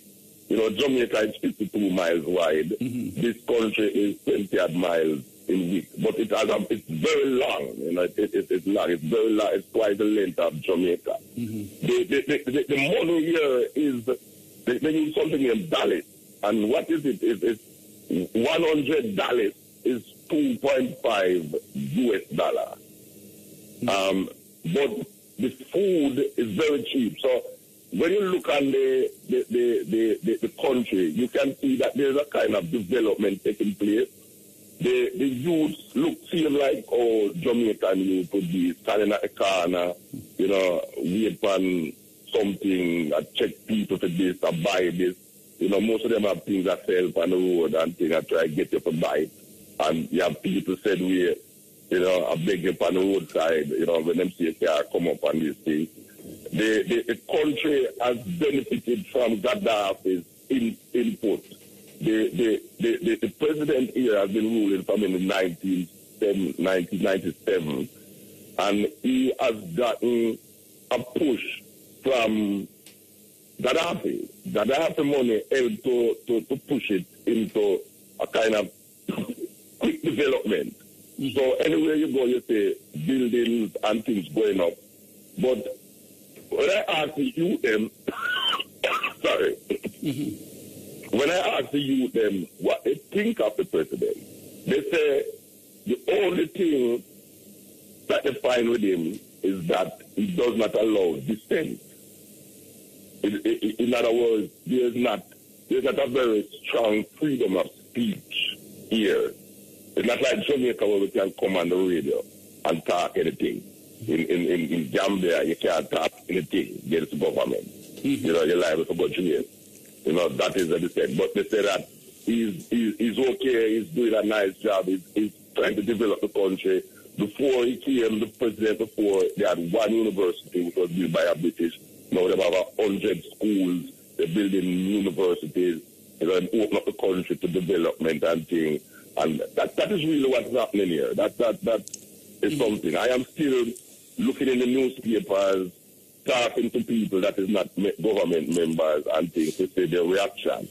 But apparently the people them seem to like him. You know, the people them seem to like him. They feel that he's okay. You know. Tell me now, they recently discovered oil in Gambia. In Gambia, right? And I know okay. some foreign developers and foreign oil companies came there, but what they were offering him, he told them to leave his country quickly. Yes, he made it quite clear that it's better the oil stay in the ground than to give it away. Than them take it. Yeah. Yes. It seems to be a Pan-Africanist in some ways or another. It seems to be ushering in a kind of Pan-Africanism that the former president of Senegal, I don't know if you know, but the former president of Senegal, before this president. Yeah, President Wade. President Wade. Yeah, he was very Pan-Africanist. Very yes. He built this statue, this statue of the black family that looks like the Statue of Liberty with a male, the female, and a little child in the man's hand. And this statue, it's so big that you can go into the statue and you have restaurants and bars and plazas inside of the statue. You know, and he himself was a very strong Pan-Africanist. A lot of when the Asians got the flood out, he was offering the Asians to repatriate to Senegal. Yes. Well, this president now seems to be a very nationalistic, Gambian national, and very kind of African-minded. So when you talk about the oil now, that is something that, Yes. Yes. Hello? Yes, I'm hearing you, man. We're hearing you, yes. Yeah. When you talk about the oil, I don't know about the oil, but I have read, when I'm outside of the country, I read about him and the oil and the investors. I think what he's going for is is African investors and European investors that was not colonial people in the country. Because, you know, Gambia is part of Senegal. You know, it's only one part is English. The Gambian side is English. And the Senegalese part is French. But it's one people. It's the same people. It's the Mandinka and the Fulani, all of them coming from Mali, came down into to Senegal. And the British come, the French come, divide the country. So now they're trying to find back themselves and trying to use this festival to forge a link between the diaspora and Gambia. So this is the outcome of it, where we have played a great role in it, because ever since they have it, they have been bringing Jamaican artists to take part in it. The sister named Olomate, that's what she named. I can't tell her name probably. Anyway, she got the second highest award a Gambian citizen could get at a function, because she was able from ever since to bring a lot of Jamaicans and other people from America into the country. So she was awarded that. It was very good to sit there and say, I'm taking this award. So that is something was very good, you know? Very proud of. All right, just before we move off, as you mentioned Senegal, and you went over there and so on. So in terms of the change of government in Senegal, is it that they have a reactionary government now that is not as pro-Pan-African as President Wade was? Yeah, it's not. Yeah, that I don't know if he's not as active in the Pan-Africanist movement as the president before. You know, you can feel that. I wasn't there long enough, but you can feel that. One of my main thrusts into Senegal was to go amongst the biphiles. You know, a lot of people don't understand about the biphiles. They never hear about the biphiles. But it's a group of people who, they are Muslims, but they are very unorthodox Muslims. They are kind of Sufi Muslims. They are like what the Bobo Shanti is to Judeo-Christianity, where they use Judeo-Christianity to create an environment of liberation from, like, you know, from England. They are doing it from the Arab influence of Islam. So their leader, Sheikh Bamba, is the spiritual leader. And what they look exactly like Rastas. They are locked. They have their own kind of clothes, and them walk barefoot. And that was really the reaction to me with them, because over the years they thought that I was a barbarian. You know, the way how I look. Mm-hmm. So I got to get into that and sit down with them, reason them, just speak about their belief system, their understanding of. They don't pray 5 times a day, just like the Muslims. They don't do that. They create their own kind of conditions. And Cuba is the kind of Mecca. It's their Mecca. They don't travel to Arabia to visit Mecca every year. They have their own celebration inside of Cuba. And that was my main thrust. I didn't get into the political affairs of Senegal, because I understand and I saw that it is totally different from when I came there the first time. The first time when I come there, compared to now, it's unbelievable. There's a lot of highway buildings going up. I mean, like, you know, I don't know if that is the face of it. But as I said before, I didn't really get into that. I wasn't there long enough to find out what is what, because I was more interested in these biphiles. I was more interested in that. Great.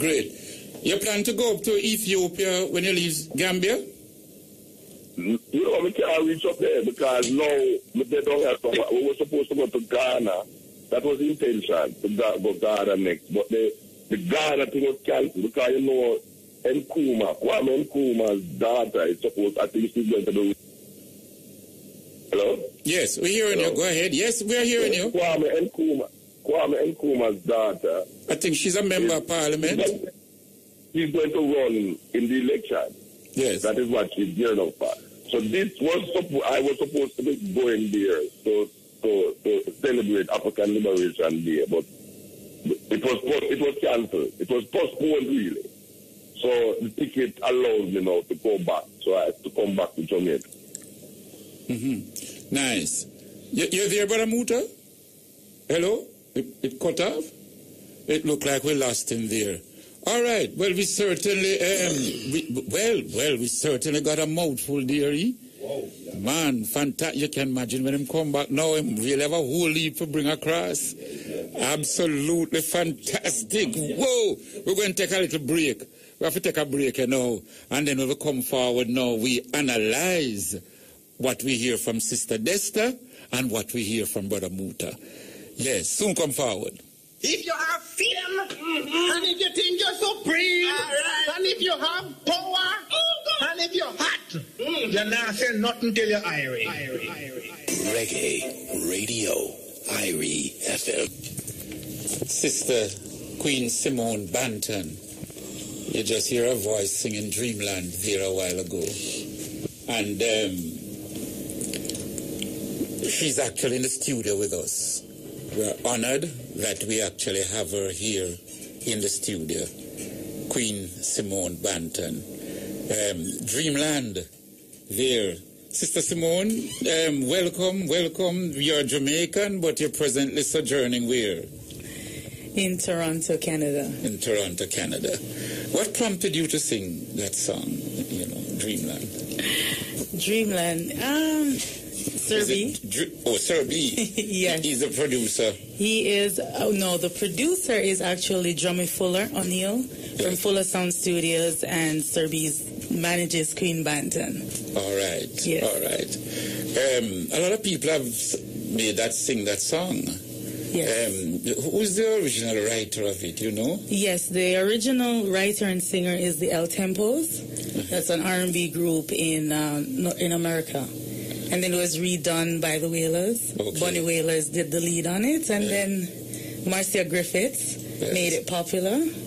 And here comes Queen Banton with her interpretation. Nice. Now, you're a versatile person, and that's a singing part of you. Yes. But we really want to go into you have started with your team a program in Toronto, Canada, known as the Unsung Heroes Honors Awards and Celebration. Yes. Unsung Heroes Honors Awards and Celebration. And tell us, how did that come about? And in a country like Canada, where, because I presume you're honoring black people. That is correct. Yes. And the black population in Canada compared to the overall population, what's the proportion? We're minorities. I know. We remain minorities. What's it like? How much whites to black overall? What's the total percentage would be, I would say, anywhere from 20-25%. Black people, of course, 25% of the population. Of the population of Canada. in Canada. Right. Yes. You know, sometimes being a minority in that atmosphere, we actually perform better and get stronger. That is factual. Yes. Yes. You know, because in other words, we have an enemy. Mm-hmm. An obvious enemy. Yes. You understand? It's like in Jamaica, now we make an enemy. We don't have an obvious enemy, so we make enemies. You create your own, right? All right. Yes. But tell us now how this Unsung Heroes Honors Award started, how it came about, and where you're at now. Right. Talk to us about it. Since migrating to Toronto in 1993, it became very obvious to me that racism existed. Living in Jamaica, I didn't feel that. Color wasn't any issue, right? And experiencing that, and over the years, I noticed and observed that the media would always maximize on the negative things that we as black individuals did, and the positive things that we would do, it would make the 5th, 7th, 8th page. It wouldn't make headlines in the grandest scheme of things. So bebeing around the community working with a lot of great community leaders and achievers, I observed that we have great talents within our race and they needed to be recognized. And not only did they achieve much in terms of education, in terms of owning their own business, but they also had a heart to give back to the community and not expecting anything in return. And so therefore that desire was there to say, you know what, why don't we create an organization that is patriotic and that is clear to the vision, the mandate, and just honor them for their service, create that public recognition for them. And so I looked within the community again and formed the committee with some great community leaders. And the first meeting we had, they were excited and they said, let's take it, let's run with it. And we did so in 2011. At the Jamaican Canadian Association, we honored over 60 persons that first year, and of course, Ras Miquel, you were our honored guest speaker, and that was just an amazing experience for the first year, and we have just been honoring recipients ever since. I noticed last year you honored. There was a brother, a Jamaican brother, living in Canada, and he was honored. You remember the brother that he has gone to Africa, I think it was Uganda, where he carried out certain water projects there? Yes. Talk to us about that. Yes, that is Patrick Griffiths, Brother Patrick Griffiths. He is an amazing contributor to the community of Toronto. He has his own business, Rochelle Clearwater, and ever since starting the business, he has just readily given back to Bustamante Hospital here. He's risen over millions of dollars. I don't remember the exact figure right now. And so he went to... So before we go there, so he has raised funds in Toronto and has made contribution to the Bustamante Hospital here. Yes, he has. Yes, Beautiful. he has. Yes, so what's his name? Patrick Griffiths. Patrick Griffiths. So people want you to understand, these are the real heroes, you know.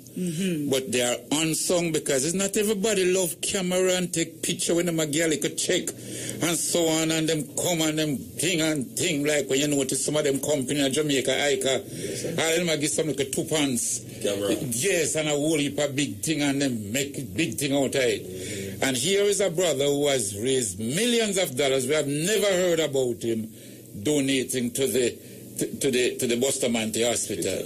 I met him and I never ever knew until she just mentioned it now. There you go. Because what stood out in my mind was his contribution from the water point of view in Africa. Tell us about that, sister. Yes, so that's his newest project, and he started it in 2012. And he went there and saw... Which country he went to? Congo. The Congo. The Congo. Yes. And he saw the condition of the community, how they were living, the lack. They actually had no access to clean water. And he saw how they were living, and he came back, formed an organization, collaborated with others, and says, hey, we got to do something. And so he used the resources that he already had and donated towards that effort again, and started once again volunteering his time, the funds, what is needed, and it's been growing ever since. Providing drinking water for the people in a particular part of Congo. Yes. Absolutely. And your organization has honored people like those. Yes. Those humble people that came from Jamaica and did such great work. Continue. Tell us more about this. You started in 2011, you said? Yes. And it has been going now for... This year is going to be the 4th year. Yes. So we're going to be doing it once again November 9th, Sunday, November 9th. And it's been going great. So we have not only just honored Jamaicans. We have honored persons from St. Kitts and Nevis. We have honored persons from St. Vincent, Professor Ras Ishaka, for his outstanding contribution in helping with volunteering his time to teach the heritage, our heritage. And that's one of the most important things as well with the unsung heroes, is that we want to not only focus on the great achievements as someone, as a business person, but also recognize those who are passionate about teaching the young people about their Black heritage, because it's something to be proud of. We do have a vast documentation of where we're coming from, and if other histories is great, but we must learn and understand that ours is great as well, and we must be proud of that, and we must teach our children that. So Ras Ishaka, he's a poet, he's a teacher of 20 odd years in Toronto, and even though he gets paid to teach, he donates more of his time in teaching the youth and helping them with getting a higher education. So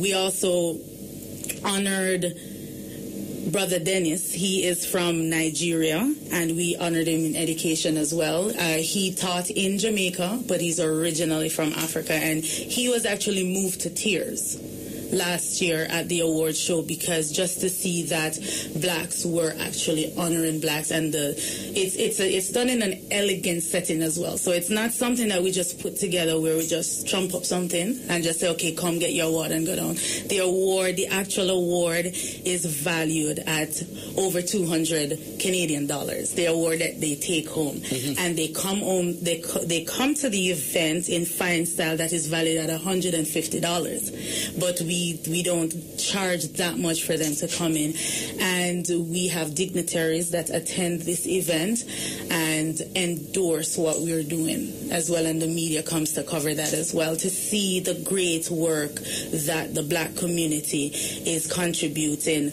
in Toronto, worldwide and international.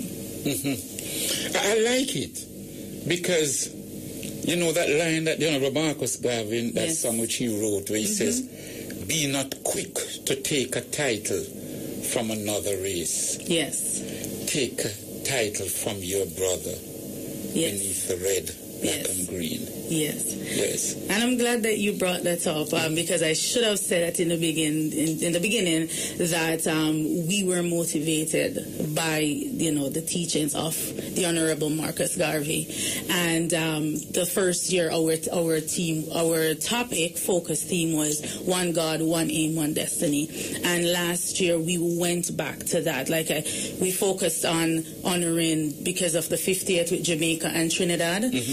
We focused on that. But we went right back to his teaching and his movement, the self-reliance, and being Black and proud, and also the unity and just knowing where you're coming from and where you're moving towards. And Brother Miquel, they are coming out with publications, a publication depicting the whole unsung hero and the award situation. Yes, for our listeners to understand, they have a magazine. So each year a magazine comes out with pictures and so on of some of those who have been honored.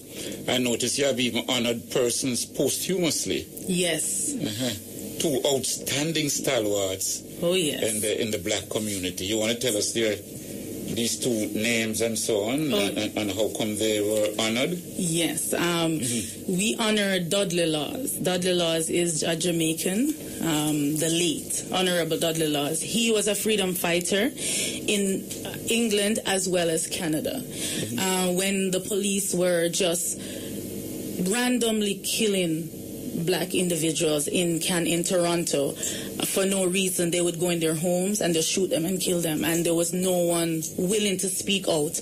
Dudley Laws was the one that was at them. He went to jail on numerous occasions in defense of these persons when people were being fired from their jobs wrongfully. He and Charles Rose is a lawyer, and they worked together. They formed the Black Action Defense Committee that is still in existence, and they fought for freedom, for us to have a right within Toronto, as well right across Canada, right? And they donated, even when Dudley Laws was sick, he got ill, He was still traveling to the prisons. He was still encouraging the young inmates, and he was still supporting and helping single mothers that needed whatever legal attention that they needed, as well as Charles Roach. Charles Roach is from Trinidad and Tobago, but they work together in unison for a lot of things that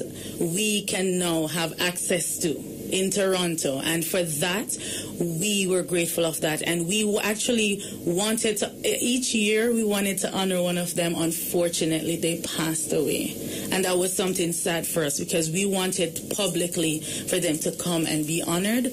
But the family was there, and they were still able to be recognized. The legacy that they have left with their children is commendable. Right. I noticed you gave them what is called the Milestone Honors Award. Yes. Very, very good. And please remember those names: Dudley Laws and Charles Roach, two outstanding brothers who worked tirelessly for the advancement of the black cause in Canada. I noticed you had a guest speaker last year, I think it was the black cause in Canada. I noticed you had a guest speaker last year, I think it was that brilliant 17-year-old from Trinidad. Her name was Chocolate Ellen. Yes. She is amazing young girl. She certainly is. Yes. She certainly is. And you know, I got introduced to Chocolate Allen by watching Rebel Salute.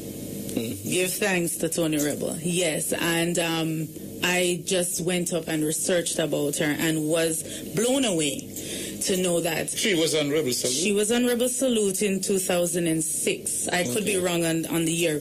And a young artist, and I went online and just researched some more, and it was so outstanding to see that at age 12 she was the CEO of her own company, Caribbean Visions. And that's so nice. Yes. Age 12. CEO of you know what I mean? Exactly. When you think of CEO, you think of some big bread on the top floor of you know what I mean? Exactly. So if you know like a 12-year-old can be CEO, man. Exactly. Yes. And yes, indeed. And she fasted. And one of the things too was before she started, she fasted for a few days. It also made the media. And she was fasting for the increase of the crime rate in Trinidad. She was concerned about that, and right across the Caribbean. And so, and that was her mandate. Then she started to tour the Caribbean and internationally, teaching the taking personal responsibility for your actions. So stop trying to blame this and this is why, but taking responsibility.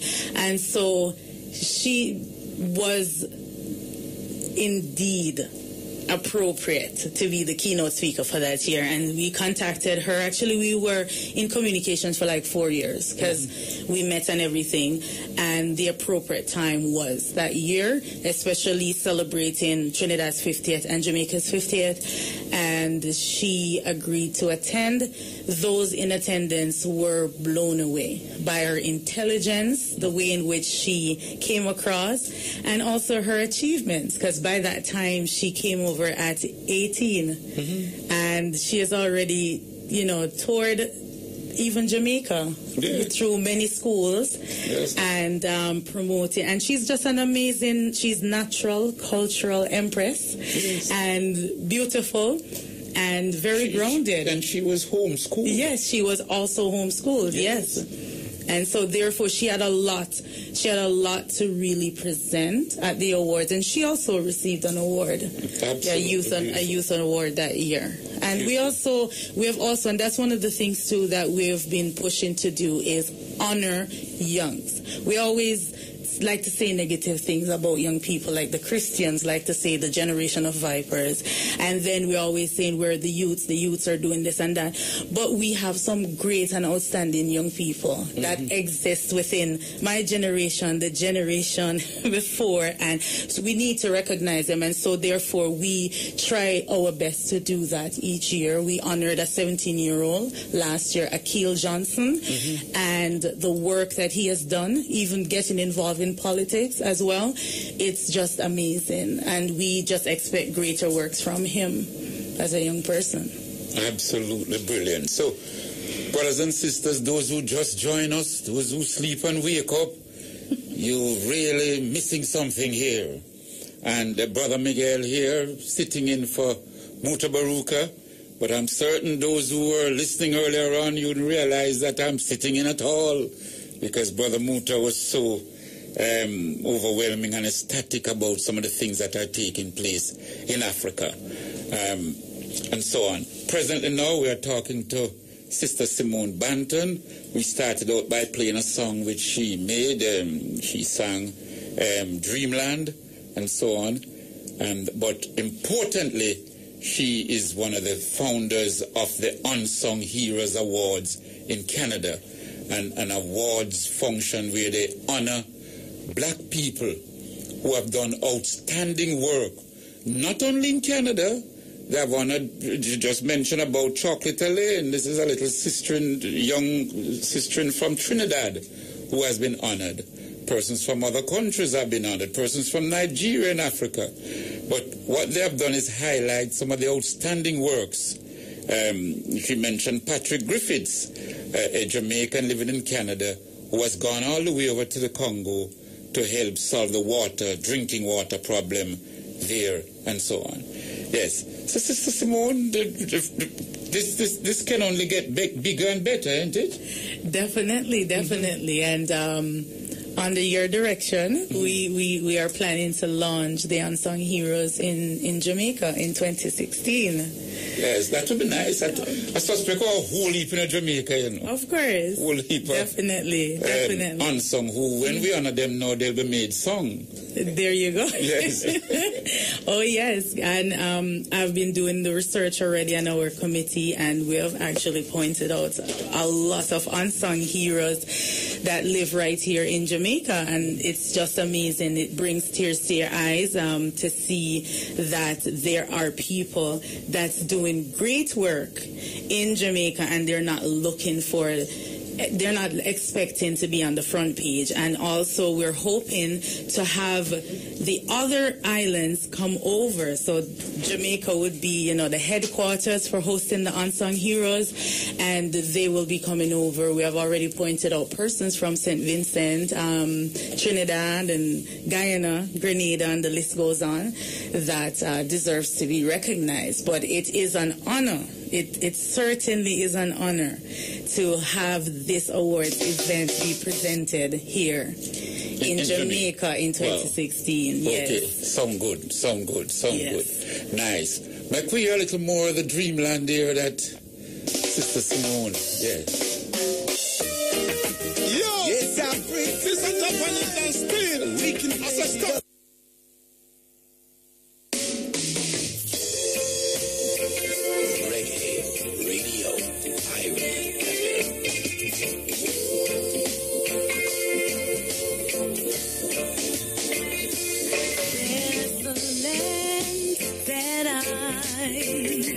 I've heard about so far across the sea. A land I've heard about far across the sea.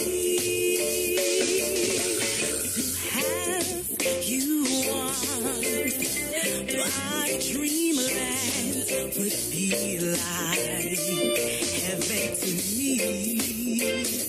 I wanna have you on my dreamland. It would be like a heaven to me.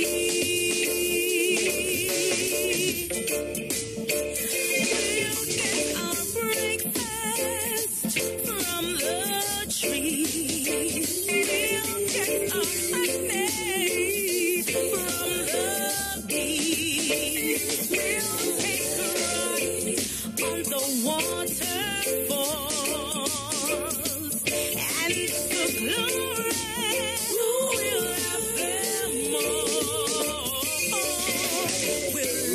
rocking, you know. Together on that dreamland and have so much fun.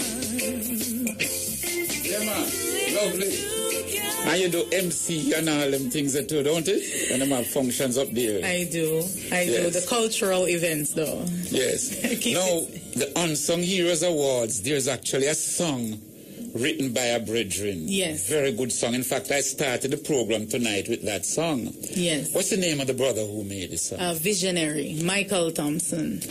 He's from JA also? He is, yes. He is from St. Catharines and resides in Toronto. Presently in Toronto. Presently, yes. I don't know. Could we hear a little of that Unsung Heroes? Yes. Mama unsung heroes, my heroes, my unsung heroes. You have done a lot for me. Hey, unsung heroes. Thanks so much for this legacy. Oh, hey. You may not make the headlines, you may not be in the limelight, but that which you have done is enough for me to see. So by the power invested in me, I knight you forever you need. I star in my crown, a beacon of light for the world to see. My unsung heroes, thanks so much for this legacy.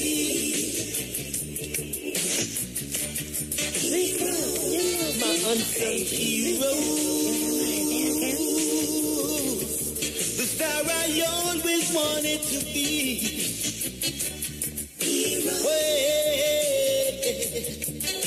Your journey might sometimes be long. Yes. Great. You have your theme song, you have your, and it's such a brilliant song. It is. Recognizing our unsung heroes. Yes, brothers and sisters, absolutely important that we honor those. We honor them. Not for we to tell other people, honor our people before we come and say, yes, them great. We must know who's great. We must know who's serving our community. And I notice in your Unsung Heroes Award, you award a lot of people who do community service. Yes, indeed.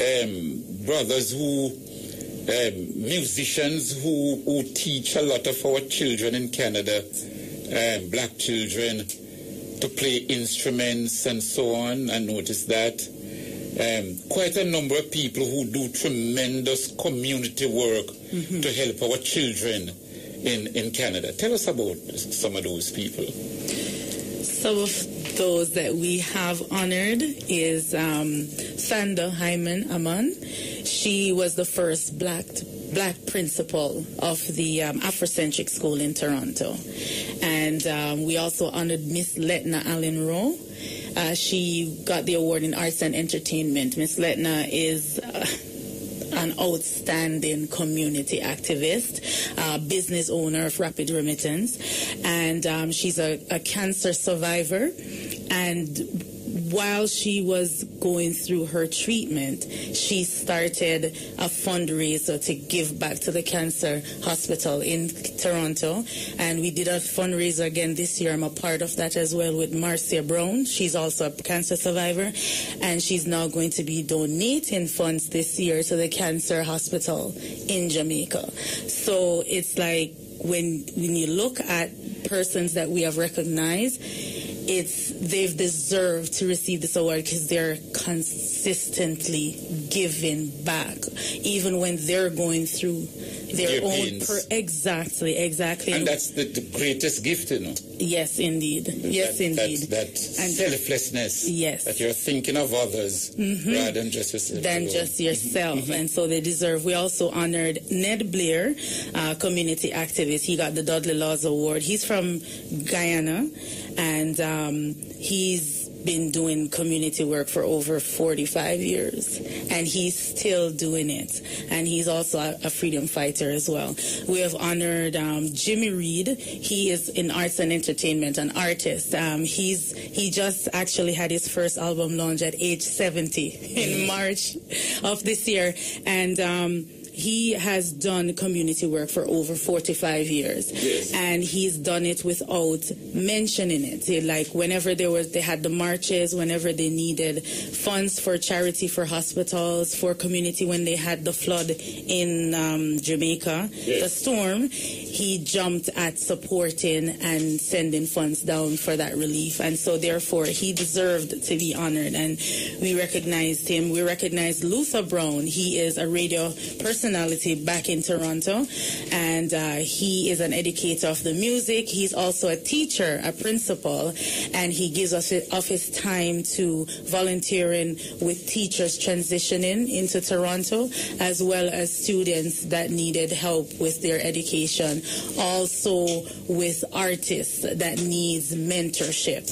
And so those are just a few of the persons. We have honored Shasha K. Gale, who in about 15 years ago, she had to stand up for fighting for blacks within her school when the prejudice was becoming very, very obvious once again. And she fought for some things to be done where that is concerned, and we gave her the Merit Award, and we gave Jordan, who is from Guyana, the Award of Excellence. He's a dub poet, and he uses his presentations to unify youths against violence, as well as giving back to community work.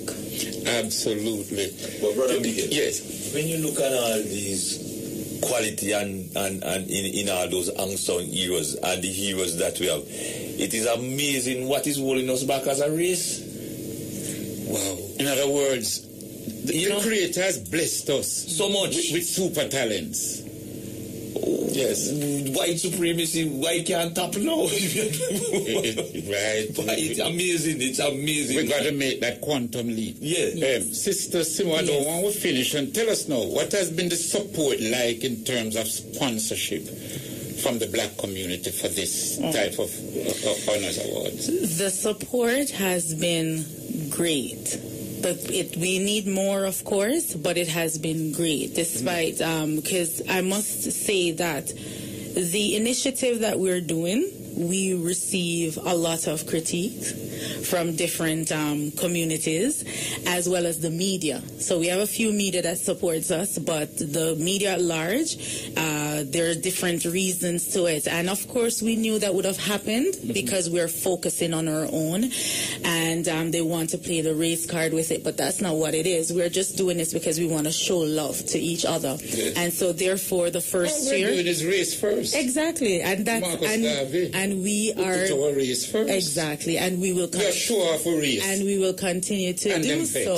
And let them continue to be vexed, right? And so therefore, last year we got a lot of support from within the black businesses, and and one of the things. You want to name a few of them who might have?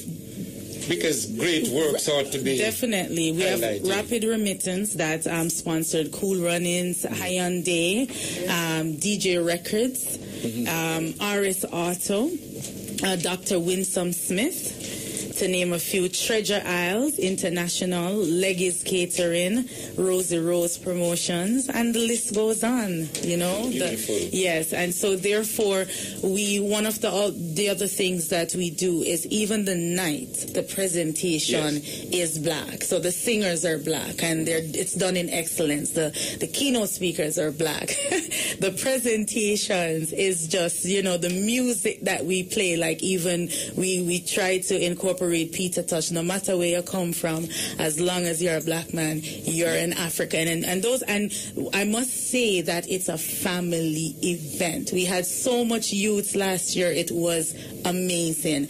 And so it's really encouraging to see that we're able to market and reach all generations for this event and be able to, and as the brother said, that, you know, what is stopping us. And I think that's one of the focus is that if we can bring to the forefront that we have great black achievers, right, leaders, community givers, if we can bring that always forward within your space that you can see at all times, it reminds you that yes, we can work, exactly, we can achieve, we can work together, and we can become what Marcus Garvey spoke about, what Martin Luther King spoke about, what Rosa Parks fought for.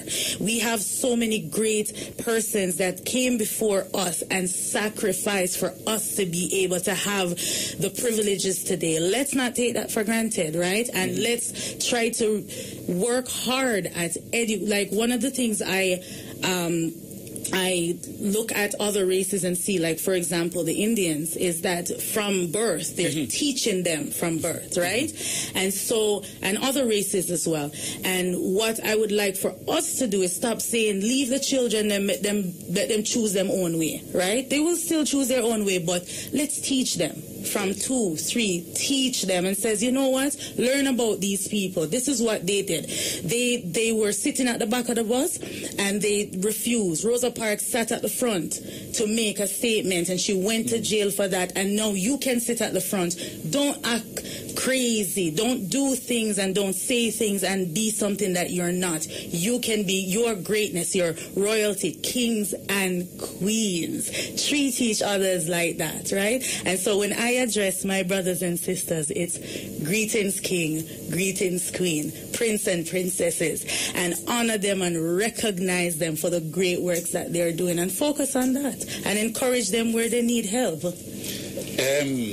You must have a strong committee working with you to achieve all of this. Yes. You want to call a few names of your committee? Definitely. So that we get an idea of those who are some of our hard workers. Definitely. The board of directors is Byron Lee Ellington, Sir B, Gayleen Williams, Errol Mattox, Sharon Campbell, Omar Smith, and on the planning committee we have Janet Lewis, Delroy Wright, Trisha Michelle, Conroy Jarvis, Sonia Morris, Glenn Gordon, Mercedes Blackwood, Rudolph Gibbs, Rosanna Sampson, and Sylvanus Thompson on the sub-selection committee. He's a doctor, Dr. Sylvanus Thompson. Dr. Urban Collins, he's a professor at the York University. And Kwabena Yafeo, he is a principal there in Toronto. And this team is just an outstanding team that really works. And we have a combination of members from St. Vincent, from Grenada, from Trinidad, and of course majorities from Jamaica, because we're trendsetters. All right, give thanks.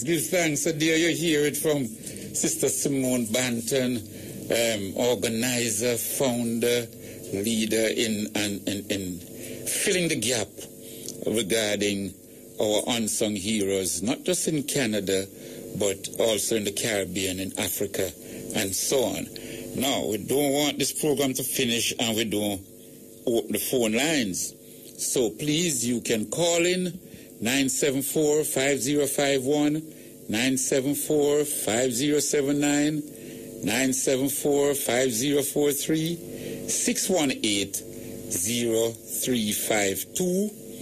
And if you're calling from out of town, 1-888-991-4152. So, if we, yes.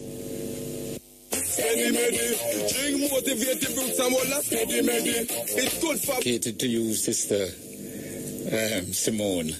Laza Quarantine made his name in Canada. You know of him? Yes, I do. Yes, so it's most appropriate song coming from a brother who made his name in Canada. Strong Black Woman. That's the title of that song from Laza Current. Greetings and blessings. Yes, we have some callers on the line. Greetings. Morning, Mr. Lorne. Blessings, my brother. Give thanks. Yes? Yes, sir. I'm happy that I have the chance to speak to you, as I see you as someone of influence. within the Rastafarian community. I am concerned, and as you're speaking of heroes, my hero, Marcus Garvey, I think a coup of sort was pulled off by a government when they decided to place the Marcus Garvey's teaching on the curriculum of schools.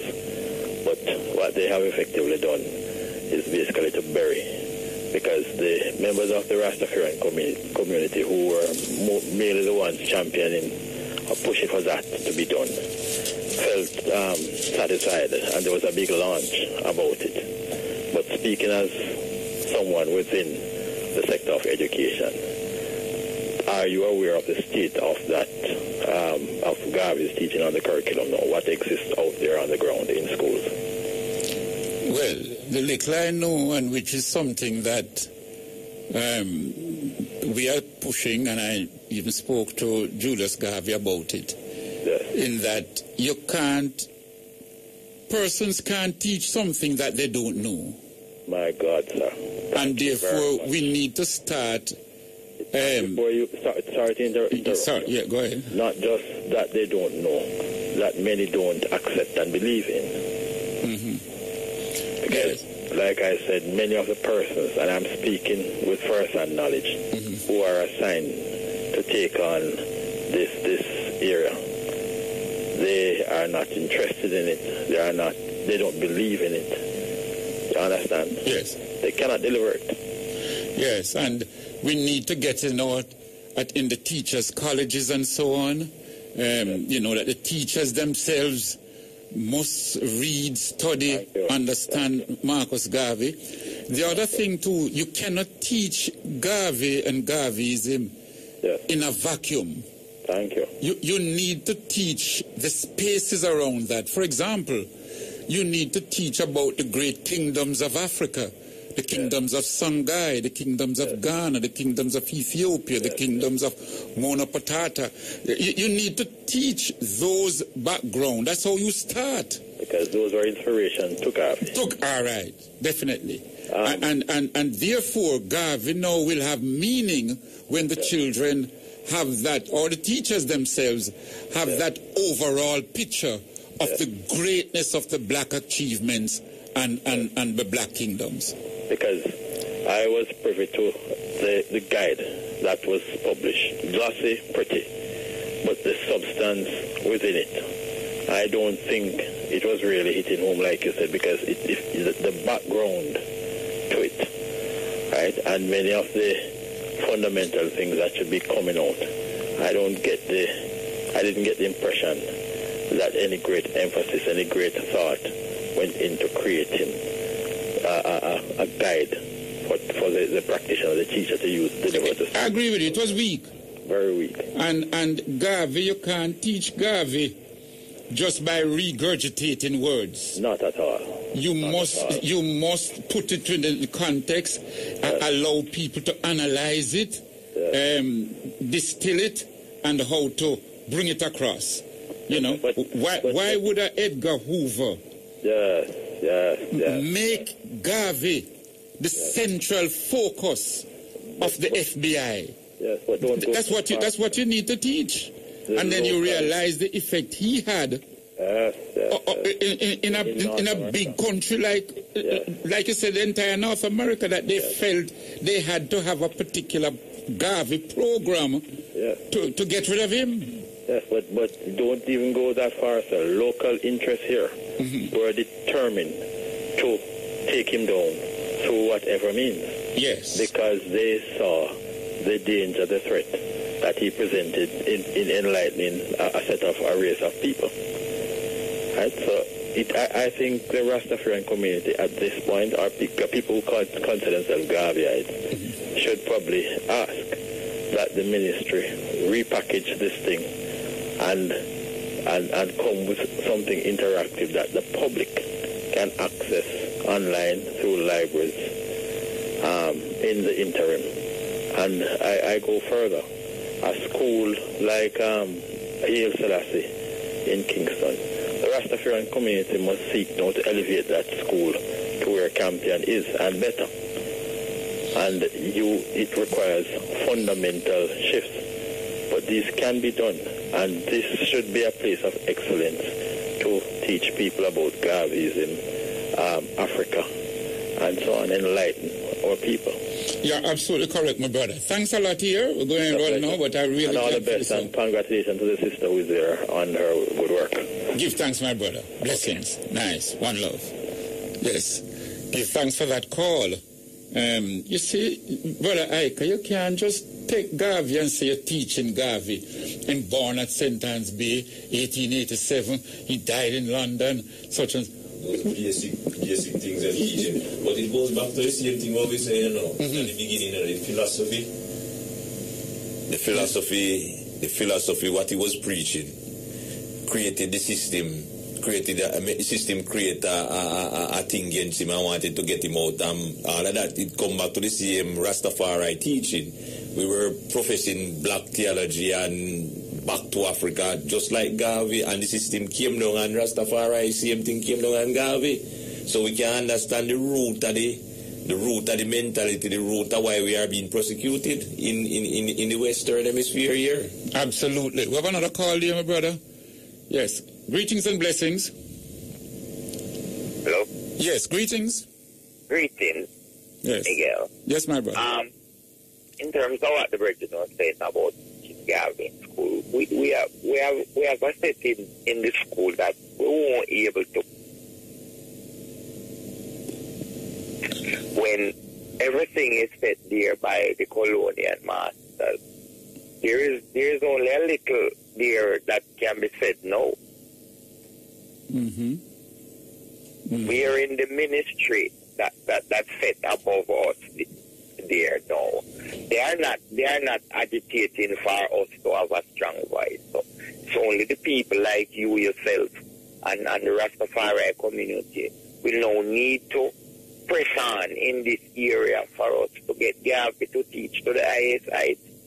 You know, because then I've seen in school where there are more Christian teachers in school than Rastafari.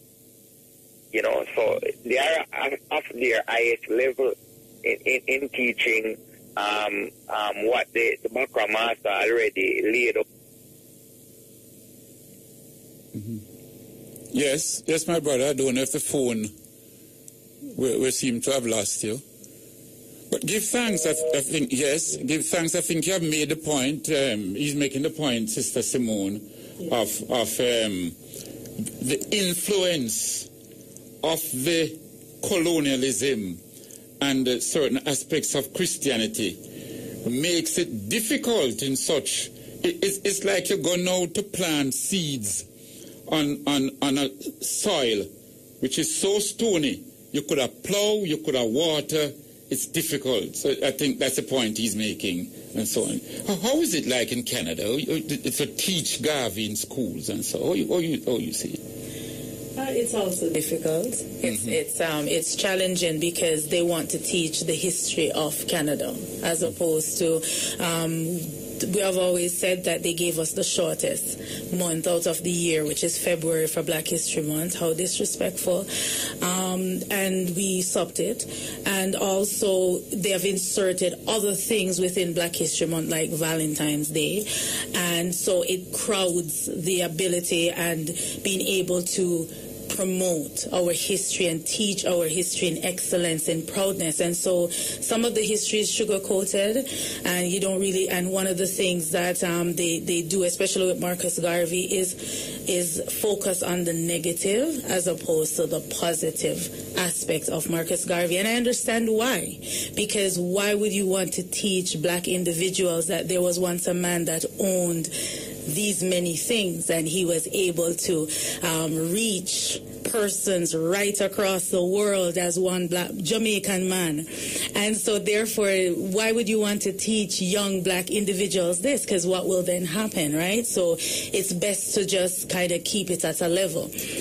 What we are doing now, like the Black Action Defense Committee, the Canadian African Caribbean Committee, and many other organizations in Toronto, is that we are working towards that being changed. We're looking for Black History Month to not only be in February. We are working with principals, black principals, that's there within the Toronto School District Board, and we are insisting that we have the history being taught. And if they don't want to do it, we will create those avenues. We have actually created those avenues and different forums that will be able to teach them, because it's very important. Absolutely. Brother Miguel, thanks.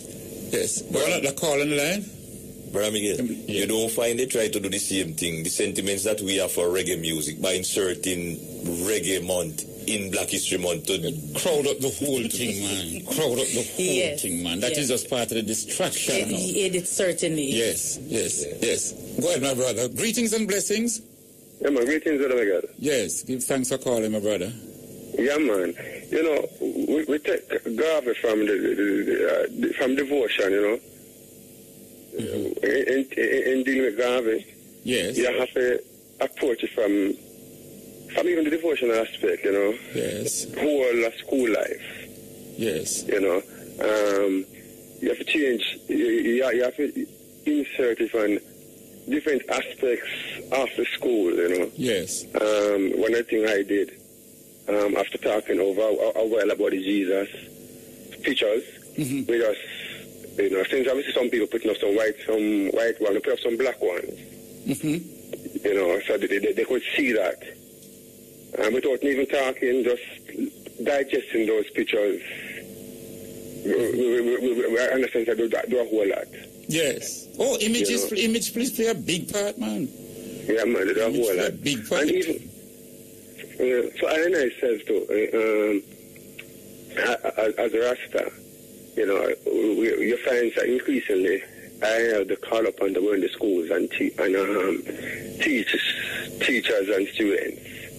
You know, and I must familiarize myself more with history and culture.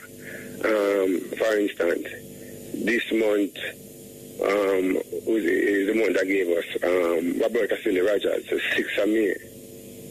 You know, he is one of the first man who pronounced Garvey as God.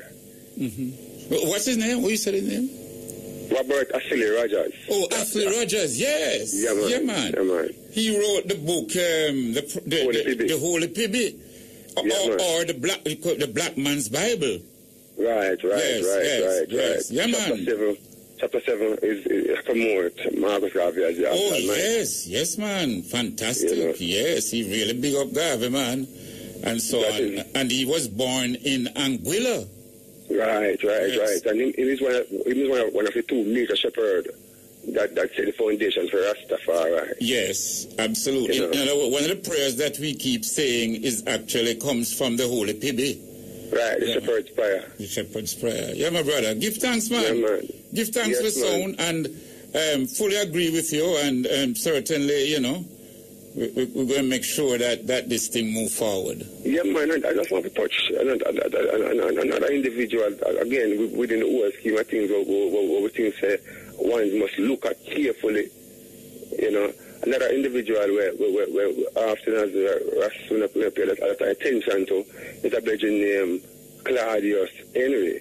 You know, probably because he was involved, you know, the treason charge or whatsoever. But as Rastafari, you know, him is one of those who come up, you know, apart from Leonard Howell, who made a economic foundation that Marcus Garvey talk about. Because after coming from jail, within 1 year, they build an empire that still stands as the best economic structure for Rastafari worldwide. You know, you can't say that building, you can't say everything you have there. And I need to, you know, study those as Rasta and go forward to them glories there, you know. Give thanks. But we actually build that economic foundation we can stand. Yes. Yes. Yeah, man. Yes. Give thanks, my brother. Give thanks. Yeah, nice. Give thanks. The brother is called two names there. Athley Rogers, who wrote the whole Pibby. And it had a worldwide influence. And he also called Claudius Henry. Sister Simone, that's the brother I was telling you about at Rosalie Avenue, not far from where you live in Jamaica here. Rosalie Avenue off Walton Park Road. Claudius Henry, and I was telling you about his son, Ronald Henry, who had come and they wanted to overthrow the government then, and so on. He started the Peacemakers movement out there in Toby Abbott's in St. Catherine area. That's Claudius Henry. Importantly, is speaking of community economics, as what stand out more that different from individual achievement in economics. The community economics is vital for the Rastafari movement at this moment in time still, Absolutely, you're correct there, Brother Ika, and so on. Now, as we move up, time really run up. It's 1:51 already. Nice. Brother Miquel here sitting in for Brother Muta, and so on. So, Brother Ika, you want to thing as we wrap up now and so on? Yes, we'd just like to implore the community in and around Montego Bay if support the cause, the launching of the petition, the continued public education of outrage against an unjust system that took place against Rastafari in the 1963, the Carl Gardens atrocity, our demands for compensation from the government, So tomorrow, 5 o'clock, at the UWI in Montego Bay Western Campus, we'll be having that presentation with the panel discussion and the launching of the petition. So each one within the vicinity must look out and be aware that we are gonna be coming around Jamaica as best as we can to collect as much signatures and to get that kind of support and get that kind of push and impetus to encourage the government to make sure so them recognize that they are done us an injustice, and it's time that they as a government who is seeking reparation with other Caribbean communities must clean up them own backyard same way and give us some form of a compensation so it look good upon them too. Alright? Well said, Brother Ika. Yes. Greetings and blessings. We'll take another call before you go. Yes, greetings. Yes, sir. Yes, sir. Alright, so I'm kind of young in the whole Black history thing. So I just try to learn more about it. So if I want, where would be the best part to start in terms of learning Black history? Buy the books and read. We have a bookstore at 75 East Street, downtown, Head Start Books. Buy the books and read, my brother. If you buy one book every month, your knowledge grow. And the other aspect which I encourage is reasoning. Having read, you must reason with other brothers and sisters. We need to get back to reasoning. Not just sit down and just blah, blah, blah, blah, blah, blah, and talk about it. Reasoning now. Grounding. Groundings, as Brother Ika put it. You analyze certain things that you have read, repeat it to other brothers and sisters, hear their views and so on. That's a great place to start. So some of the books then what you would suggest I would buy? Can I get those at the library? Are some of those books at the library? No, a lot of them not at the library. Books, any books by Frantz Fanon. Remember those names, Frantz Fanon. Any book, brilliant. Any book by Shikanta Diop, brilliant. Any book by Chinewezu. All these are books that are absolutely brilliant, that you can go a far way in understanding Black history, Black culture, Black greatness, and realize the great things that we have given the world and so on. And there are many other authors. Anything by Walter Rodney, Groundings with My Brother, How Europe Underdeveloped Africa, all those are great books. Now, some of them might be in the library, but I myself tried to sell the libraries in Jamaica some of these books, and them don't even pay me no mind. So, my brother, if you seek, you'll find there's some amount of knowledge available on the internet. You have to get into it, but you have to carefully use that internet, because somebody put in that information, and not all the while it is we who put it in. And therefore I've seen wrong things on the internet, and so on. So, but if you seek, you'll find, and you have brethren where you can sit in with and reason, my brother. You know, that's an area of knowledge that can never be replaced. Give thanks to this call. Very good. Say Walter Rodney. And yes, man. Shikanta Diop, Franz Fanon, you know, Dr. Benjo Cannon, and, so many, my brother, that, you know, you start. And like I say, if one book a month you read, you'd be amazed how the knowledge grow and how your mind would move from one level to another level. John Henry Clark, Marcus Garvey. Yes. Yes. All right, so we're going to wrap up now. We really thank all those who participated in the program. Sister Simone, you want to say any parting greetings before you step? We are honored to have you here in Jamaica. When are you going back? May 30. All right, so you have a few more days here. And so on. Is there any other greetings you want to send out to your family or so? Heal anyone or any song you want to say just before we wrap up? Yes. So first of all, give thanks to Ari FM for the opportunity, and yourself. Thank you, Ras Miguel, to be able to come and just reason for a few. I just want to send greetings to all my aunts in Jamaica, Aunt Rita, Aunt Tina, my grandmother, my father, Adrian, my producer, and as we see, they have the bones of Dinkinish. As you know, the white people call it Lucy. Yes. But the original of Ethiopian name is Dinkinish. Yes. And we want our brothers and sisters now to have this exhibition at a museum where the bones of Dinkinish is in itself outstanding and a great achievement. Definitely. Because these bones have been scientifically proven to be the oldest human bones presently found on this earth. Yes. And these bones were found in Ethiopia. And it's an African bone. An African woman. Exactly. An African woman. It has been tested. It has been proven these are the oldest bones of any human being found on this earth. And them have the audacity to talk about Shania and Lucy. You can imagine?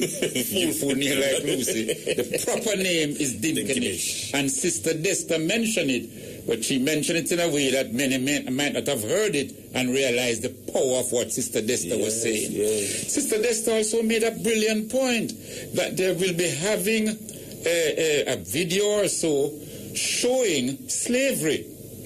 Because Ethiopians, like you said, they don't know the transatlantic slavery. No. So when you reason with them about that, they're surprised. You give them a connect to us in the diaspora. Definitely. Yes, now yes. they'll understand how we came out and why it is now that we have returned, and we have returned with such force. Yes. That we have to be teaching them now that the Almighty look like we. Yes, yes. You see what I mean? Exactly. So that's a very great, that great came out. Exhibition. Yes, man. That they are having. So this ain't no ordinary exhibition. And of course, Brother Muta raised some very significant points that Gambia has taken itself out of the Commonwealth, and because he said it doesn't benefit us, and that the Gambia now is looking to make it possible that we as black people shouldn't need visa to come home. That is why the AU is so important, that if it set up itself in a proper way, you know. So we in the Caribbean can be members of the, like they said, the 6th region, we can be members of the AU instead of the Commonwealth. Of course. Yeah. In other words, the Commonwealth reminds us of slavery, of colonialism and slavery. Yes. That is how it was set up. The Commonwealth was headed by the Queen of England or the King of England, run by Britain and so on. We need to align ourselves with the continent, man, with our people.